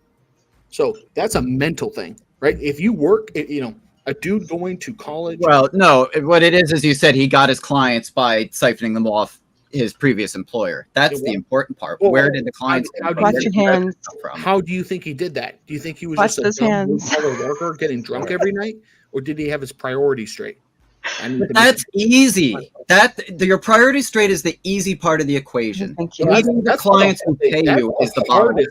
That's the hardest part of the equation. No, that's a snap, man. If that's holding you back, you're not going to make it in life. That's not the issue. Okay, so what do you guys think? Turning off the football game, that's the hardest part for me. No, right, and that is not the easy. So Sean, let's not yell on this channel because he's not yelling, and then he isn't. Really I think he is. Okay, all right. He's too close to my mic. I'm sorry. Oh, sorry. I don't think Undead's ever yelled. I'm sorry. I don't know. Before. You have. I yelled before. Yeah. I've never really heard you yell. I think the hardest part is convincing a man to give up the carnal pleasures to think about the future. It's the same thing for women. It's the same thing for women because women have been programmed to, you need a man to save you. And so when they choose a man to end up like marrying or being with, that's one of their very first thoughts is, how are they going to take care of me? Yeah. So which men feel. And they're like, what the fuck? Now, Sean, I want to ask you this. So what I consider is the number one sign of intelligence is how far are you looking ahead? How far can you delay gratification? Right? Yeah, that's easy. I work all day, every day. I haven't had a vacation in over a decade, probably 15 years. That's your personal experience. That's not. Yeah, well, frankly, that's the one that counts. Well, it counts for you, but yeah, because I got to live it and I got bills to pay. I could bench probably like 3 times your bench. That's my personal experience. I'm not going to be like, if you don't bench X amount of weight, you're a pussy, right? Like, this is my personal experience. So the personal experience is useful. I agree. It's like, you think people should work hard. I agree with you. You obviously work hard. But when it comes to giving advice, quote unquote, to large populations of men, because I'm talking about men, it's a bit more complicated because like maybe you knew your father, right? Your father was in your life. Yeah. Yeah. I mean, the majority of men being raised in America today, they don't have a father in the household. That's not necessarily a helpful thing. I mean, I get where you're coming from, but family can work against you as much as it helps you. The lessons you learn from your father, you take it for granted because that's your life. Yeah, no, take it for granted. It's counterproductive. I need to share these lessons with young men. You don't know what it's like to not know where you come from. That's the thing. You may not like where you come from or have a different perspective on where you come from, but you will never know the feeling of not knowing where you come from and where you might belong or where you might not belong. And that feeling translates to sales, it translates to dating, it translates to confidence in so many aspects of your life. That's what I'm trying to teach on here. It's a fundamental thing. So I want to get into this because this is actually interesting because the way that I've tried to conceptualize this is, you're familiar with Maslow's hierarchy of needs, right? Yeah. Exactly. Okay. Yes. So, yes. Okay, good. So we're getting into this. So in my observation of interacting with a lot of people, everybody is so focused on that middle part of belonging and emotional needs that they don't focus on. It's like they don't believe scarcity is real. The physical and physiological needs, the like, I don't have time to have feelings because I got to make sure I work hard enough to make enough money to eat is something that has not occurred in their life. They've been coddled or subsidized or raised in a safety net that they've never been in a position of, oh, if I don't work my ass off, I'm going to be homeless and starving by the end of the week. And because of the lack of overcoming that challenge, that's why they can't handle the social relationships, is because they've never had to overcome that sense of, oh, when push comes to shove, I can figure out a way to at least get those basic things met. And that's why they get stuck in that middle ground. But making that emotional part the priority puts the cart before the horse. That they got to fix that physical thing first. And all this coaching, exactly. I mean, I can agree with that, right? Like the idea that people who don't have to care about physiological needs will have a lower drive to push for safety and love. That makes perfect sense. Or safety and physiological, but then they're so desperate for the esteem and the love and belonging, and it's because they never actually had to worry about the safety and physiological. And I think that's the problem that we have with society. But to emphasize, you just got to get the esteem and love and belonging sorted, and then your safety and physiological will just magically happen somehow. I think that's part and parcel of this same fantasy world of that we're somehow magically in a post-scarcity society. So it's actually, I'm sorry, you're going on exactly what I teach, and it's actually you're correct on saying that it's not correct the way that we've been taught. It's not just the shelter and all of that we first have to regulate ourselves. So when we talked about being distracted and all of these issues and the hormonal imbalance, we're fed garbage. Our hormones are garbage. Our nervous system is garbage. So when we try to calm down in order to, my frontal lobe is quite good. And when we try to calm down in order to figure out, okay, how can I do the self-actualization? How can I love myself? How can I have belonging? How can I just calm down to get a job so I can have my shelter needs met? All of that is harder because of what I just said is shot. So what I'm teaching on here is let's look at the whole human body system and how it actually functions first. Understand how we got here as a society to like calm down our nervous system, and then let's take a look at like what does shelter and food and necessities look like. Because I can tell you this, the manosphere has single-handedly helped my fucking budgeting, because when I first started coming here, my bitch ass had long ass like janky ass ghetto nails. I had so much makeup like you couldn't see my skin. I had filler, I had car, everything, but it was so distracting. The moment that I peeled that for the last year, and now I have, my hair is natural, my nails are natural. I can think a lot clearer just by the things that I'm not distracted by anymore. And that allows me to function better. It allows me to produce better. It allows me to make healthier decisions. That's what I'm trying to get at here. It goes hand in hand. You do have to take care of yourself. Like, if you can't make ends meet, you can't buy the vitamins to become healthier. You know what I mean? Yeah. Right. So I'm with you. I'm not delusional either. I'm not like the people that are like, it's gonna all come by blah blah blah. Like that's fucked. Then that gets understated in a lot of these coaching. I grew up poor, so I get it. Don't turn yourself into a fidget spinner. I think the distinguishing attribute here is some men chase love and belonging, right? Simps. They want a woman to love them. Right? That's not a simp. And some men chase esteem. I want to be powerful, right? Maybe they're sociopaths. I just want to be rich. I want fuck you money. The rest of it'll sort itself out. Well, if you want fuck you money, what you're chasing for is power, right? No, I mean what I say. It's money. Well, you think money is power or no? I think money means that money solves basically all problems. If you have money, I can handle who to delegate, how to organize. That's the resource constraint. It sounds like power. If you have the ability to command the economy, to give you food, that's power. Right? So a bit of misunderstanding. It sounds like you're all delusional and you forgot that money is not real and it's a little paper thing that was made up and it's still a form of energy. That's what I'm saying. Money is how it gets managed. This is what drives me nuts. I'll tell you how to be fucking happy. Money is a means of currency. Money isn't a dollar bill. in 2,000 years ago, money was a piece of gold. Money is something other humans find valuable to trade for goods. Right. It's just the ability to command a resource. Who's typing? Ooh, somebody is typing hard. You could say like money is. Woo. It was me. Oh. I'm sorry.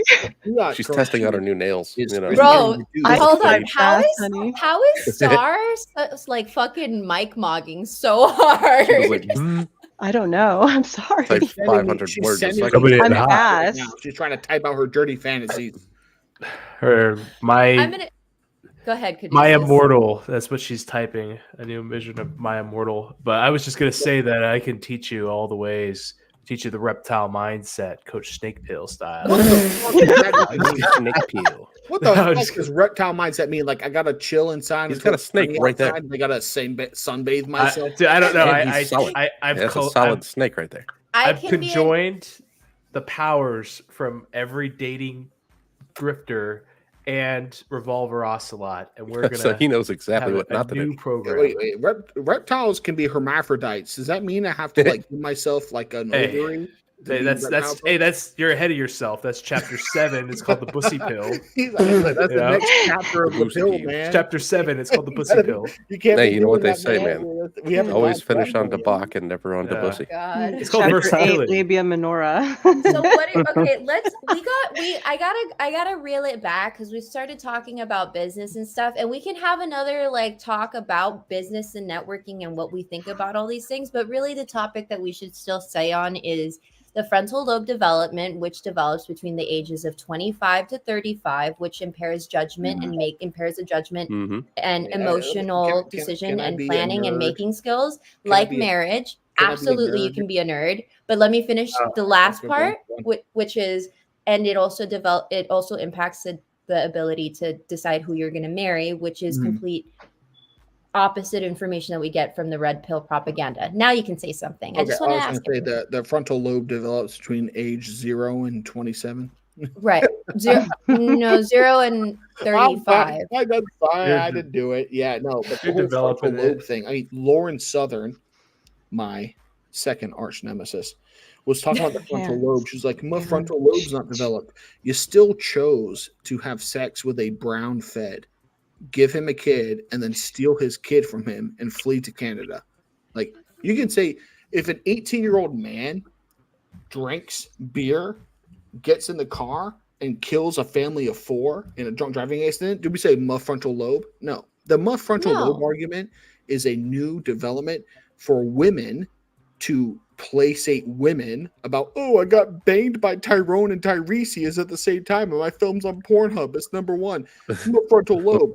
No, like it's still no. You can't. It doesn't have kink for morality. The point that listen, you're making a completely different argument. Let's reel it back here real quick, because the narrative that you're making is making it sound like we're excusing bad behavior. The whole topic of this is not to excuse poor behavior. If you're a shitty person, you're a shitty person. Deal with the consequences. It's more of everyone's saying you should get married. You're a piece of shit for not having it together. You're an idiot for not having a girlfriend. You're an idiot for not having a husband. And that's what the rhetoric needs to be pulled back on. That's all that we're talking about. Not excusing shitty behavior. It depends on what your goal is. If your goal is to make sure the West has enough children to survive 2 or 3 generations, you should shame 20-year-old women. You're an idiot for not having kids.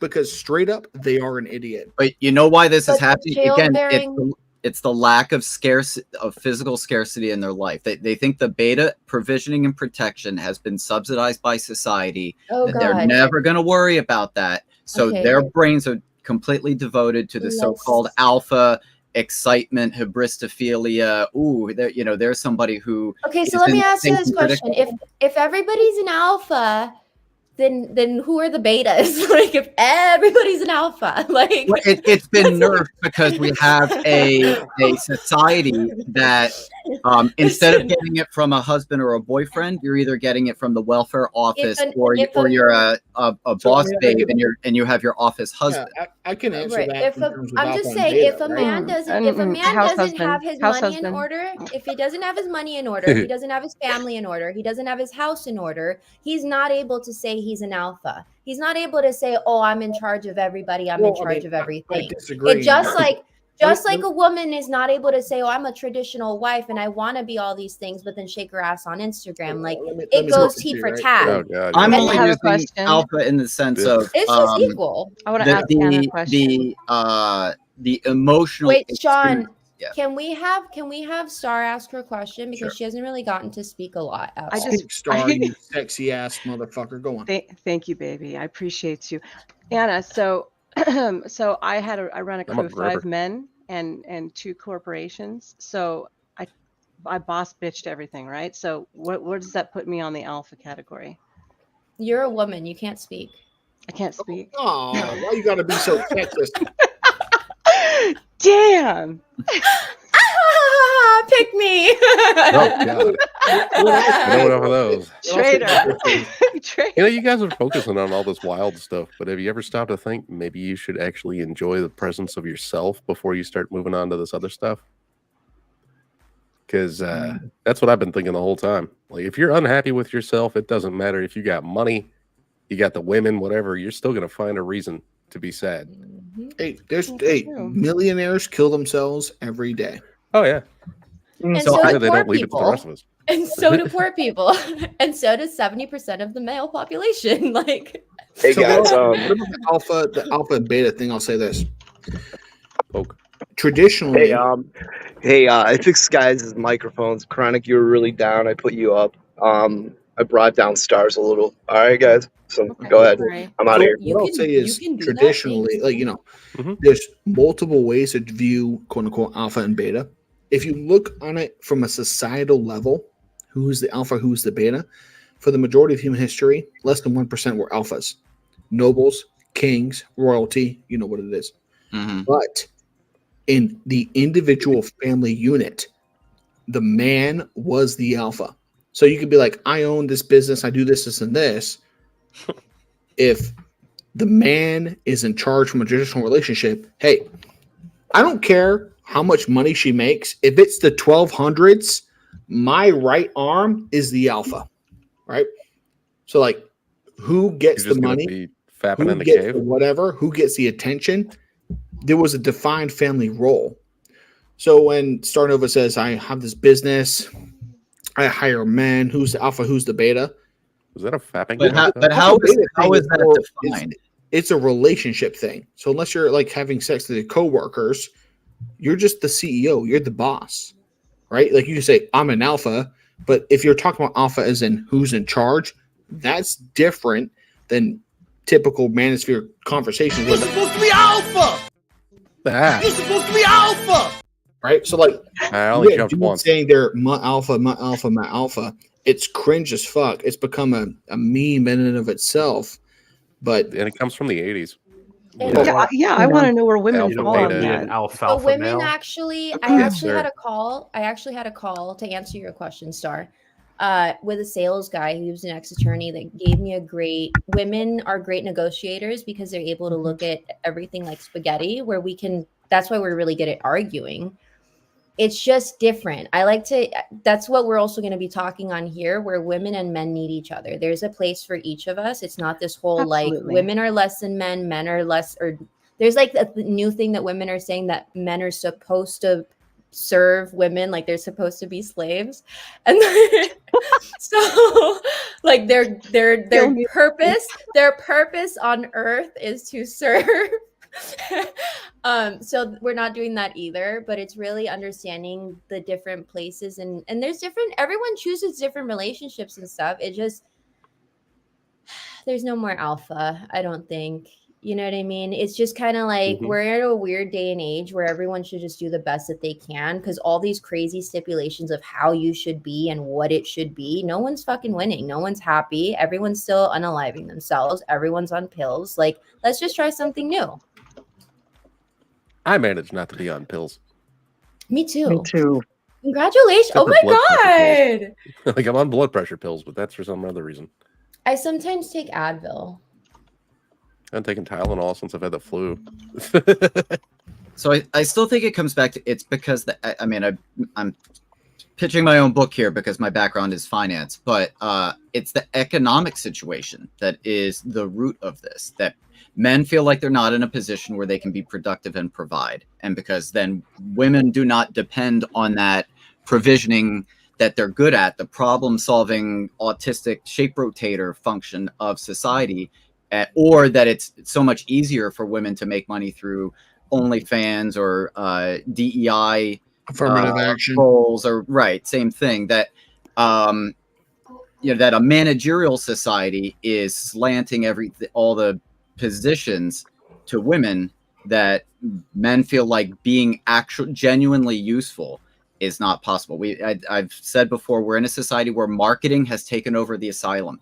Everything is about that leftist spin control. Actually, this is a good thing. How do you just, Right, but we're now seeing coaching is one of these things too, where it's all about mentality and how you feel about it, as opposed to I've got a car and either it runs or it doesn't. I'm a doctor and either my patient lives or they die. I'm an architect and either my bridge stands up or it falls down. Like those roles, unless you get hit by a boat, undermined now. That's different. Well, again, that's what we were talking about earlier. That's what the trends were. We were with the Pamela Anderson and Kid Rock trend. So Andrew Tate and Sprinkle Bitch, right? We are now leaving that trend. We're now leaving. I'll send it to you. This lady that basically tells women financial advice on how to manipulate men in relationships. And so and Tate tells men what you got to be alpha and get 2 bitches instead of 1. Yeah, but he and keeps it's getting like, arrested. My boat got I taken. know, but it's my point, guys. My Yeah. point is that that's what society needed. They needed some sort of solution of a wake up call of the stupidity that was going on both sides. But now we're leaving that trend of Pamela Anderson and Kid Rock, and we're going into philosophy. We're going into where's the solution. So, Sean, people are just like what you said. Everyone's exhausted, and coaching is supposed to be something where you can do anything a coach teaches you. The purpose of the coach is to get you there faster. That's it. If they're telling you like you can't do what I can do, you can do it. It'll just take longer, or you'll figure it out some other way. But it's possible. The only. But it's really, the trend is here. Everyone's fucking tired. Everyone's like, fuck this shit. Fuck what you said. Where are the results? Like where's the solution? Right. But everyone's been using it. We're tired.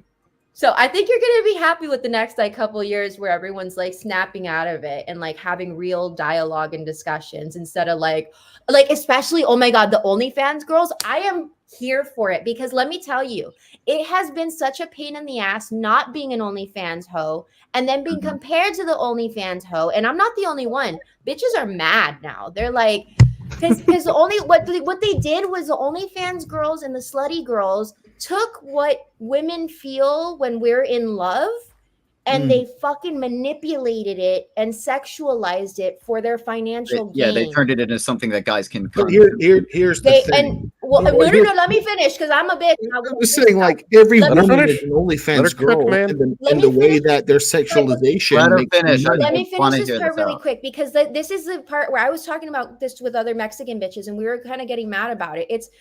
There's a thing when a man protects you, it doesn't have to be the big Rolls Royce or like shit. We're Mexican, so it's like just as long as you like stood in front of me and protected and bought me tacos kind of thing, right? But the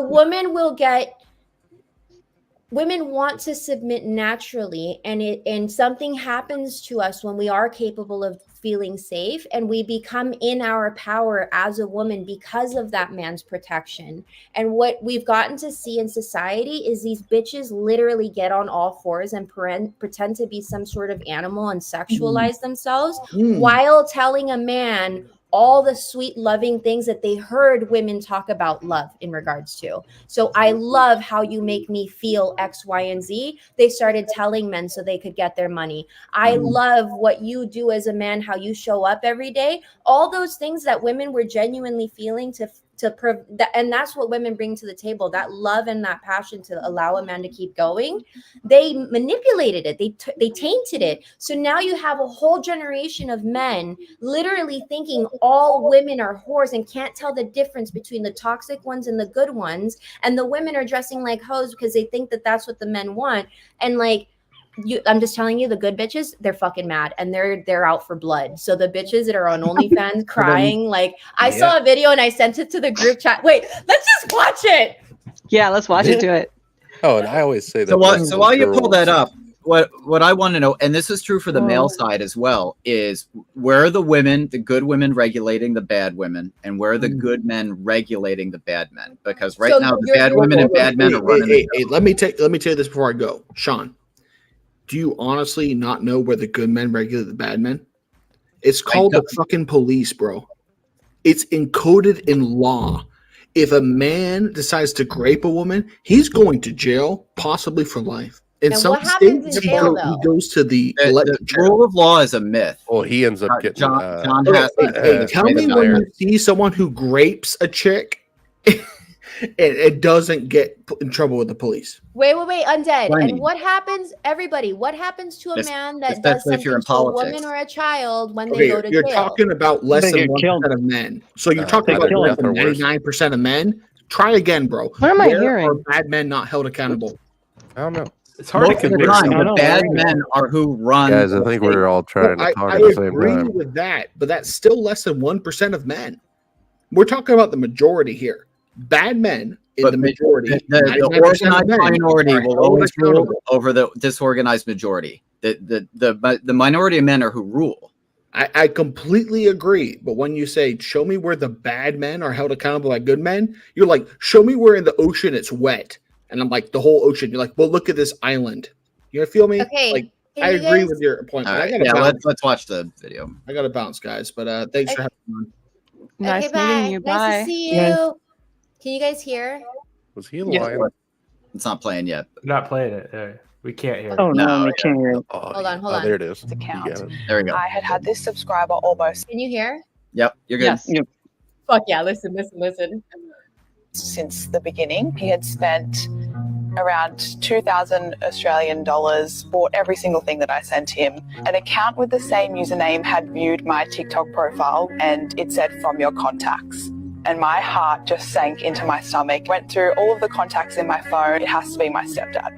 Wow. So I went out on a limb and messaged the account on OnlyFans and I said, I know who this is. And he responded saying, who? ? Babe, you don't know.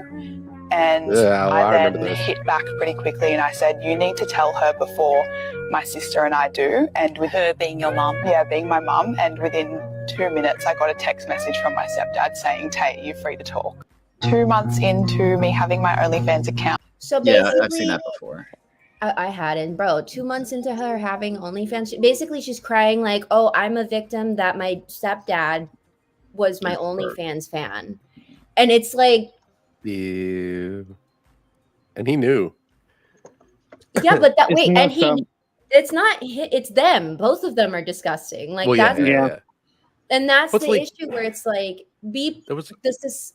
You were asking where is it? It's here. You're gonna start seeing that everywhere. The trend is already here, where women are starting to be like, no, fuck you, you're dumb.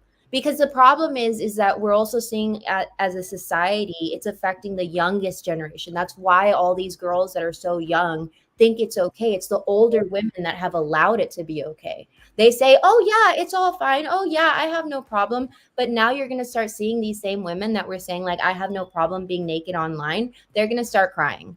It's just, it's human behavior. It's a pattern. And so I look forward to the podcasts that are about to come out where women say, you should depend on a husband and not your 50 OnlyFans simps in order to secure an income.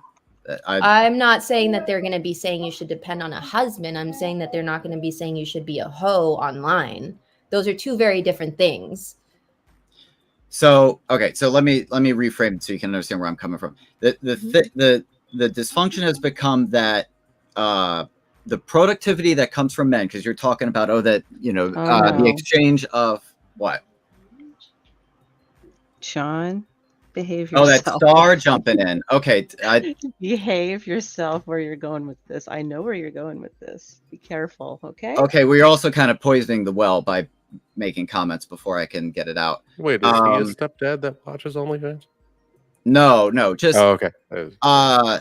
So in general, men are the net productive people and women are the net consumption, right? That men are generally good at that problem solving activity. So whether women are receiving that from a spouse through work or through a transfer payment such as welfare, it's all originating from male productivity at some point. And so the question is, where is the moral way to facilitate that transfer, and what are the less moral ways to facilitate that transfer? Does that make sense so far? Because now Star's got me kind of derailed. Where'd Anna go? Did I scare her off on her own show? Can we all agree that the Scared her OnlyFans away. girls are mainly mid? She crashed earlier. Oh, she might okay. have crashed. All right. I think we can wait for it. Well, You know what it was? I think the crash and burn though is that a lot of girls are going on OnlyFans and they're not getting the type of yield that they're expecting because it only Good. They'll learn a lesson. Well, yeah, they'll learn a lesson from there, but it's only Yeah. they're giving up a lot for a little bit of gain. Like they're Also, showing everyone their bits and pieces. you know where most of that OnlyFans money is coming from, They're showing right? all their bits and pieces and maybe getting like $400 a month. Dude, most of that money that they're making is coming from places like Turkey or the Middle East. The only ones making money hand over fist are the top end creators. Amaranth. Like, just gonna say her Amaranth. Good job, Daniel. Top But end that- I mean, but creators. that's true in Same general. thing. All human networks are Pareto distributions. It's always going to be, the top 20% generate 80% of the value, and vice versa. Yeah, and with this, it's even more extreme than your traditional Pareto. But Trippy, that was would be interested to hear more about that because I want to know. So all entertainment is an unproductive activity, right? There is no. It's all consumption. It is not. It's not like plumbing or electrical or science or something where you're getting more out of it than you're putting into it. It's coming purely out of the surplus of what society can generate, and it gets consumed because it feels good, but that's dead at that point, right? Like that those resources are just depleted. It's a distraction. That's why the government will use it against you. Well, I just want to. Distract I do us. want to know where all the money is coming from for that. It just seems like such an obscene amount of money going to unproductive activities that it's not sustainable at all. Like it just seems like such a massive wealth transfer that it has to be exhausted at some point. Well, yeah, that's why some people did some background to check with specifically Amaranth and why she made 50-something million in a year, and most of her donators were from Turkey. So where are the Turkish people getting that kind of money? Yeah, I don't know, probably oil tycoons and stuff. I don't know, but in their area, their neck of the woods, they don't. Their women don't even really show ankles or wrists. They're wearing like the whole cover, the whole head to toe. Yeah. So they go online and they find these girls, and they go, "Oh, I'll give this weird chick my money for maybe she'll be my girlfriend if I keep giving her money." Right. I think that the criticism of parasocial relationships is pretty well understood. The part that baffles me is where the money comes from to be able to do that in the first place, right? I'm sure many guys would love to splash money out on strippers or whatever, but you got to actually make the money to be able to afford to do that, and it's that step that I do not see most men having. If they're having trouble paying for owning a home, or they're having trouble paying, more than 50% of their income is going to just rent, and the 30% increase in food price is breaking their budget. Right. Where the hell is OnlyFans? And there are those. There are guys still donating, even in those situations, of course. Because I've seen the girls, like even from Twitch, talk about that stuff. Like there was one girl in particular a couple of years ago was freaking out on her chat saying that if you can't afford a $3 subscription, then don't watch my channel and shit. And which is where the coaching thing. I mean, I she got hammered. go into that without Anna being back on here, but that's where I get frustrated with that. It's this attitude of, okay, you brokies, you can't pay to play, so you don't get to participate in real society. And that's a catch-22. That's a self-defeating system. Were you watching that whole time, Anna? No, I thought. Okay, I'm yeah. gonna tell you guys the truth. I thought it died because I don't know what happened, but like maybe I'm a poor person now and my Wi-Fi went out, like a struggle stream, but it disappeared. It Been a lot of internet disappeared. problems lately. And then I thought that it died, so I was literally gonna go to sleep, and everyone's like, "No, it's still there." I'm like, "Fuck." Oh shit! If you do need to head to bed, don't let us keep you up. I appreciate being able to jump on at the end here.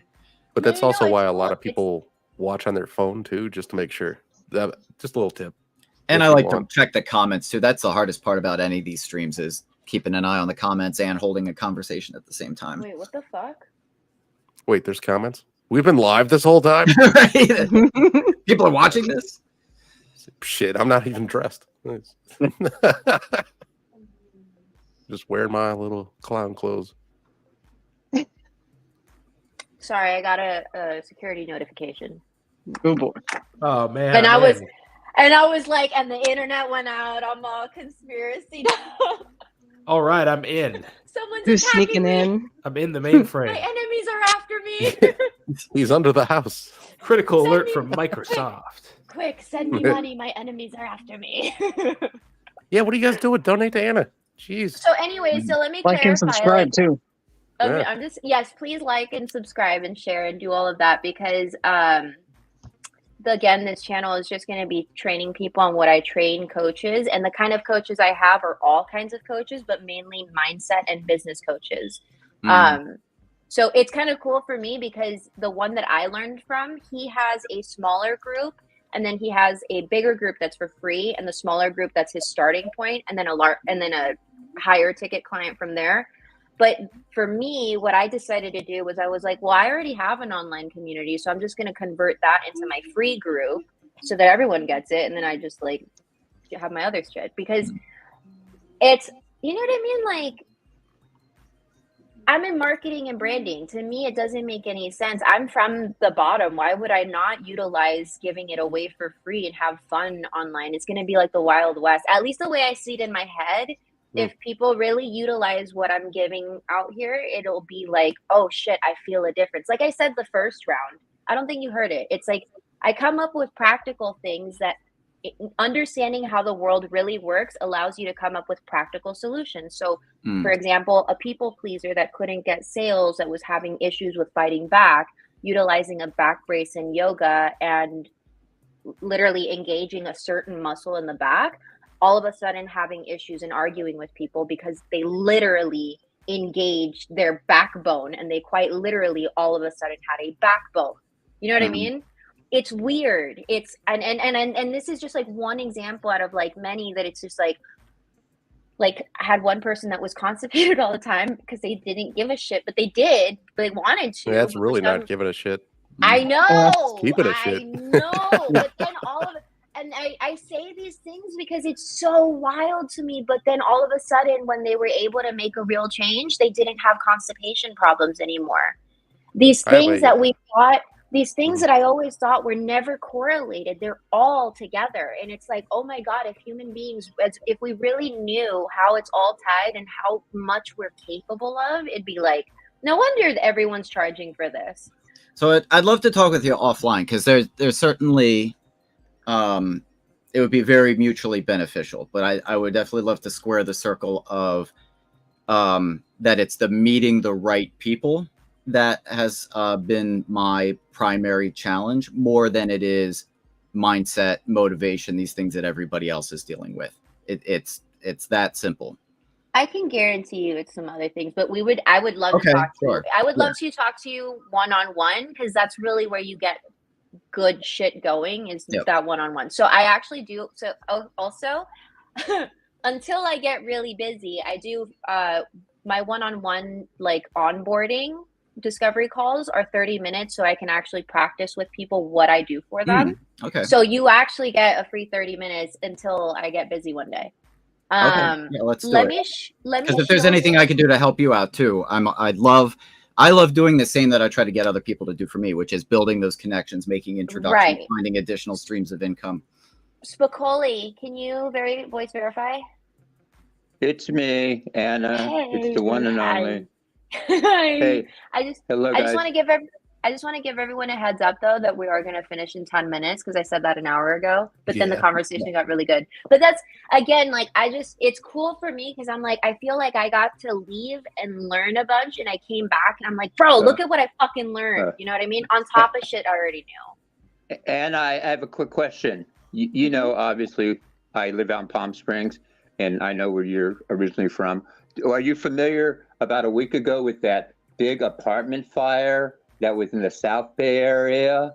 There was a super big apartment fire just a few days ago in that town that begins with an L. I won't say what it is. Lomita? Yeah, Lomita. You know, I didn't want to, you know, but yeah, Lomita. Okay. There was. I don't live there anymore. I'm in Miami. I know now. You don't.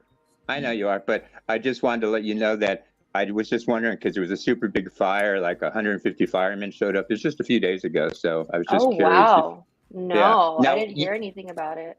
Now, let me ask you this. I go to Miami all the time. I used to have a place in South Beach. I don't know if you want, are you in Miami or Miami Beach? I forgot. Or don't you want to say? No, I'm in like Miami, but I'm not. I'm in the Are suburbs. I don't want to Brickell like everybody else. No, I'm not in Brickell like everybody else. You know what's funny? Everybody like fresh and I mean, I've been going to Miami my whole life. I used to have a place on Ocean Drive.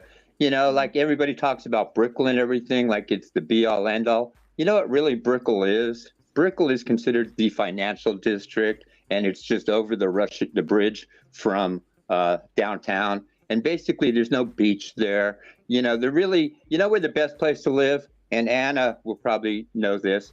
If you're going to be in South Beach, it's south of 5th Street. You know where Anna, you know where Nikki Beach is, right, Anna? You've been to Nikki Beach. It's south of 5th Street. If you're south of 5th Street, you know where Joe's Stone Crab is? You know but I think we're getting a little off the topic here. Okay, though. sorry. Okay, but okay. It's okay. But okay. Now, are you trying to turn your channel? I was listening to Sean yesterday on another stream, and he was talking. He has very similar thoughts to me as far as the government and all this stuff.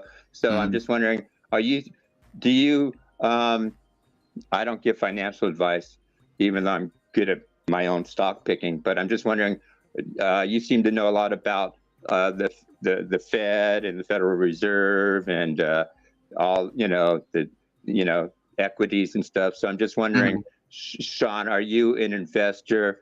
I'm not saying Bitcoin, but do you invest in equities yourself, in stocks, or? So I'm just curious. So nothing here is financial advice. This is all just for entertainment. But I own an independent wealth management firm, and then what we specialize is exit planning. So anytime anybody's selling a highly appreciated asset like a business, it could be selling cryptocurrency themselves. I don't handle that transaction, but if they were to sell, or commercial real estate is a big one. Anything where the cost basis is very low, and now that they're selling it because it's worth a lot, and they don't want to pay capital gains tax on that sale, I can connect them to wrap that up in a specialized kind of trust so that they get to keep the whole amount and not lose 20 to 40% in taxes. And then once that's captive in the trust, then we talk about wealth management solutions that like modern portfolio theory is bullshit, or indexing is not real. There's no such thing as passive, and indexing is actually a driver of liquidity risk. Yeah, that gets into some other. No, if I told you what my returns were the last 5.5 years, none of you would believe it. Hey guys, I just want to go back because I just want to remind everyone that we're still on Better Biatches for the frontal lobe development and marriage. I just want to remind everyone. Okay, speaking of that, Anna, I want to make a comment about the frontal lobe because that's not labia. I said lobe. I said the frontal lobe. That's true. I know. Not the frontal labia. You got to go into the ear. No, but the frontal lobe. I forgot which English.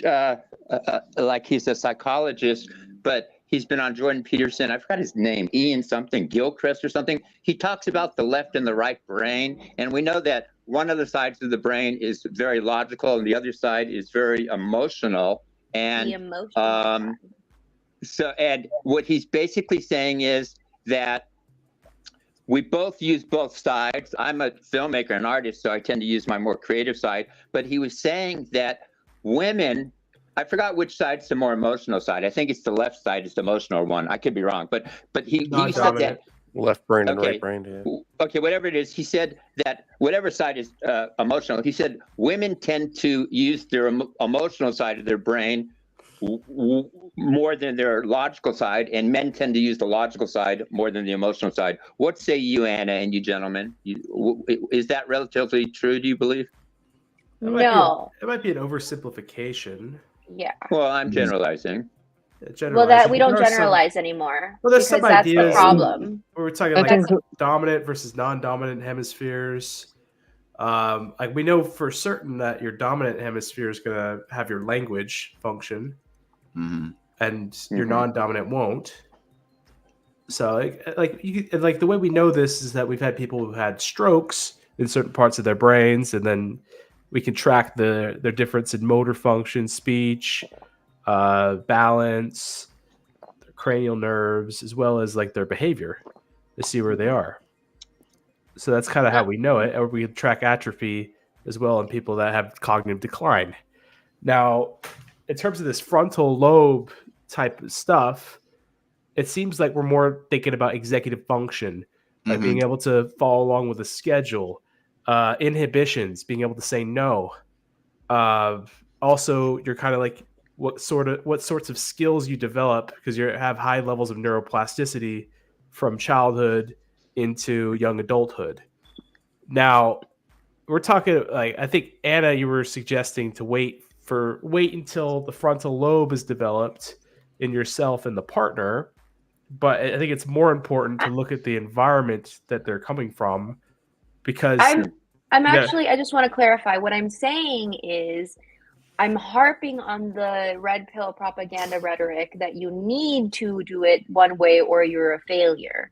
That's my MO. It's not to say that you need to wait. I'm saying everyone's prerogative, but the more information that we actually have and the more that we have the frontal lobe being a part of the conversation and the way that men process hormones and the way that women process hormones being a part of that conversation, that's going to increase the probability of all of us being harmonious and happy by tenfold as opposed to arguing semantics on false information. Yeah. Okay. That's all I'm saying. So it's giving people more knowledge.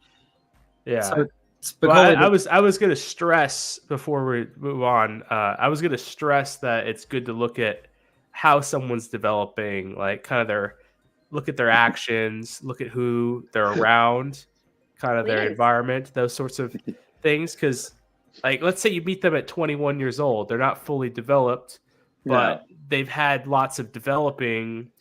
They probably have a more developed frontal lobe than someone who's 27 that was using hard substances their whole life and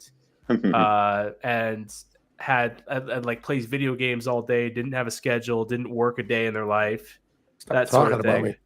Well, and actually, I just realized something else. and also the frontal lobe is like it's not everything. It's the other thing. No, Anna, it's not. Yeah. But, excuse me, Anna. I just realized that your background that's rotating around looks like I just smoked a bunch of DMT or something. It's interesting. I like it. It's cool, right? It's fucking cool, right? Yeah. How's that for? Guys, wait. How's that for a second? Okay, Anna, listen to this. A week ago, I got a chocolate shroom bar in the mail, and I ate it. Ever have a chocolate shroom bar? Baby. Coley, hold on, honey. So, really quick shout out to Selfmade because he's the one making those, and they're sick. I don't no one knows how I've tried to do it with AI. There's a couple people, and we don't know how the fuck he's doing it. That's number one. Number two, let's let Caduceus finish what he was saying though, because he was giving some really good pointers really quick, and then we got to finish this. Well, I was just suggesting that there's certain things that stunt your frontal lobe's ability to develop. So if you're not experiencing things, you're lazing around, not doing anything, your body's not gonna build the neuronal connections associated with any tasks that it's not doing. It's not just the years; it's the miles, right? It's the miles of it, and then in addition to that, if what they're doing is like short-term pleasures only, and they're not doing anything that takes any discipline in their life, where they have to plan and execute a plan, you're not going to develop the executive function of how to organize your day. And additionally, you're not going to build any inhibitions because everything that you do in your life leads to pleasure and there's no consequence. So why say no to anything? That seems to be most people under 30 nowadays, doesn't it? So, Spicoli, the point you brought up too, how that ties into finances, you often hear it in terms of high time preference and low time preference. And egalitarianism or democracy subsidizes or encourages high time preference, that everybody has a much shorter attention span and shorter range of time that they feel like they can plan out because you know, the rewards come sooner than they actually cost under that kind of regime. Yeah.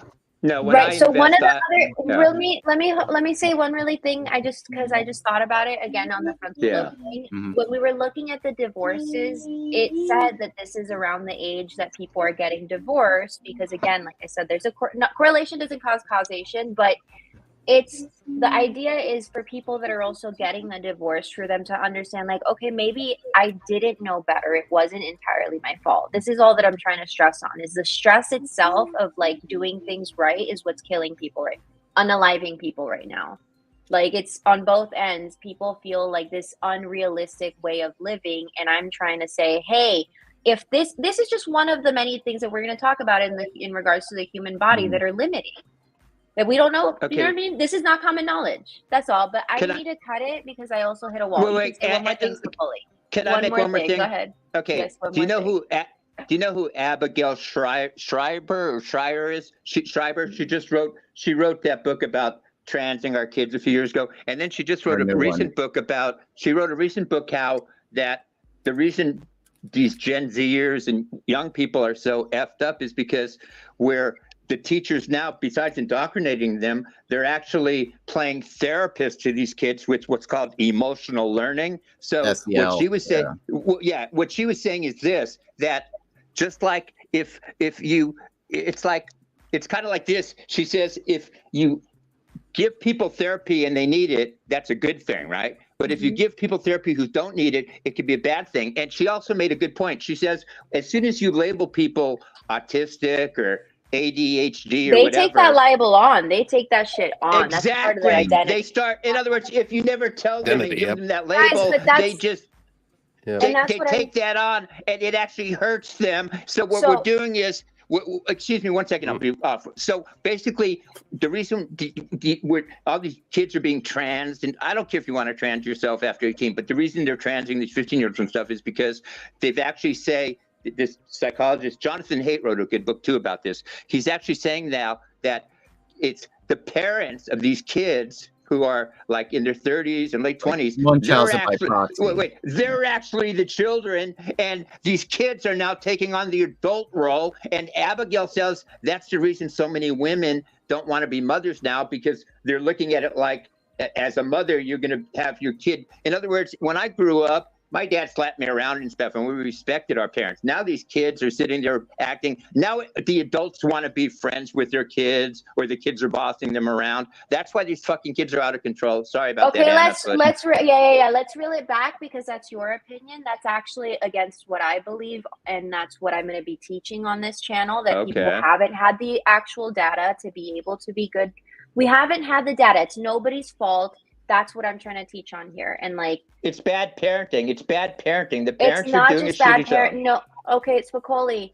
It's not just bad parenting, because bad parents, those quote bad parents, are also victims of something else. So let's cut it here, because I'm also. But I also want to say this though, because if we're talking about limiting mindsets, when I was doing the investigating work of understanding, okay, where are people? The two things that people get held back by the most is guilt and shame. And where do we learn guilt and shame? You were just saying that we get like a form of therapy in school, but what we really get programmed in school is literally shame and guilt. We go off of different systems and different levels, and there's so many different things that if you don't execute and you don't perform at a certain level, there's a form of guilt and shame. Well, you're not as good as this person. Well, you didn't get into that school. Well, you didn't pass with an A+ in this thing. And that's the thing that people need to understand. We have quite literally been programmed since children to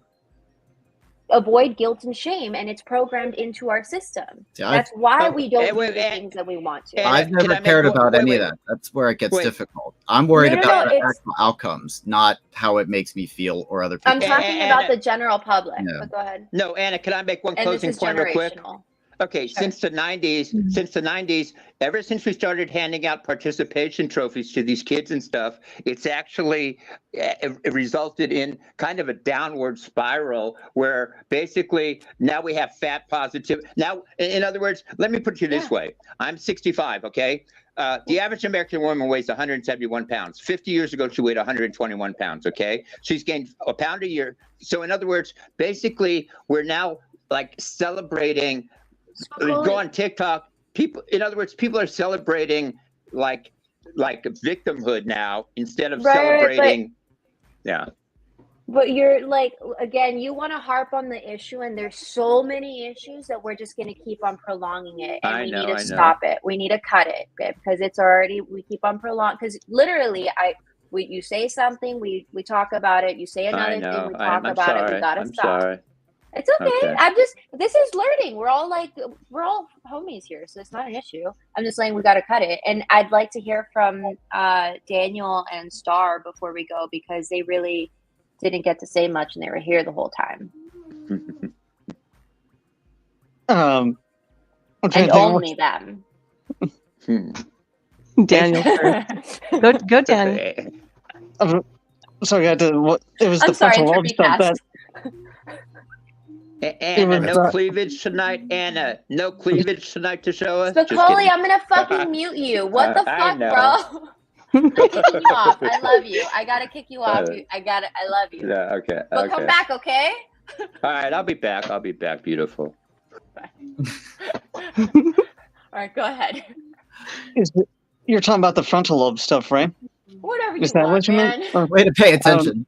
It's your whatever you want as a closing, because anything for the good of the cause, anything to add to close this out. Anna, I just want to throw this out there. I hope you know I wasn't knocking you on what you're. I hope it did come off as that, because I support what you're doing. I just hope it didn't come off like that. No, so we're all talking here. Yeah. I love opposing arguments. If I wanted people to say yes to me, I'd like go get married or something. Yeah. I don't know much about the frontal lobe stuff or whatever, but all I know is I'm still learning along the way, and just always working on getting better. I'm not good at it, but I'm working on it. You know. Yeah, you are. This is the thing. Most of the population doesn't even try. That's the thing that we don't realize. When we're the people that do try, we don't realize that most of the population doesn't look at themselves because it's too scary. So literally anyone that actually does any form of self-help development that tries to be the best version of themselves is better than half of the population. That's a statistic. All you can do is try too. Literally. That's all I got, I guess. Anyways, thanks. Okay, cool. Star. I actually do not have a closing statement. Cool. How unprepared of you. I know, because everybody talks so damn much, but I do want to encourage you to let everybody know of your new business adventures and how you're expanding. Anna? Okay. Yes, congratulations. Yeah. Thanks. I appreciate you guys. I really do. I will. If Trippy, do you have anything? It was a fun show. You did work. You're new to me. Star was like, "Come watch the show," and I'm like, "Okay." And I hope you keep growing and getting bigger and stuff. Yeah. One hand wash to the other. Absolutely. Yeah. It's We gonna all be a look lot out of for each other too, so you know. yeah, and that's what's really cool. I think now is we're just staying away from any drama, and we're just gonna stay and focus on solution and growing because it's just excellent. Gang, brah. I'm tired. Oh God. The lady's tired, fellers and ladies. Anybody else have any? Since nobody had any closing, like Sean, Caduceus, you guys got anything? Or are we good? We're good. I think we're good. Yeah, go make good decisions. I support that. Yeah. Sorry, something just hit me. Subscribe to everybody here. Subscribe to Trippy. Subscribe to me. Subscribe to you. Subscribe to Deuces. Subscribe to Star. Obviously, subscribe to me. Check out my work. But just subscribe to everybody here. Just throwing that out. Thanks. You're welcome. All right. Good night, everybody. Cool. All right. Thanks, You ain't gotta everybody. go home, but you can't stay here. I'm gonna remove all of you and hello. Anyways, again, my name is Anna. The website that is currently being finished is Abundant Coaches because I coach coaches and entrepreneurs. But all of the information and all the coaching is going to be on here anyways. And I hope that you like, share, and subscribe. And please go ahead and do the same for the people that were on the panel. If you have any questions, please leave a comment and try to do the best that you can. Have a good day.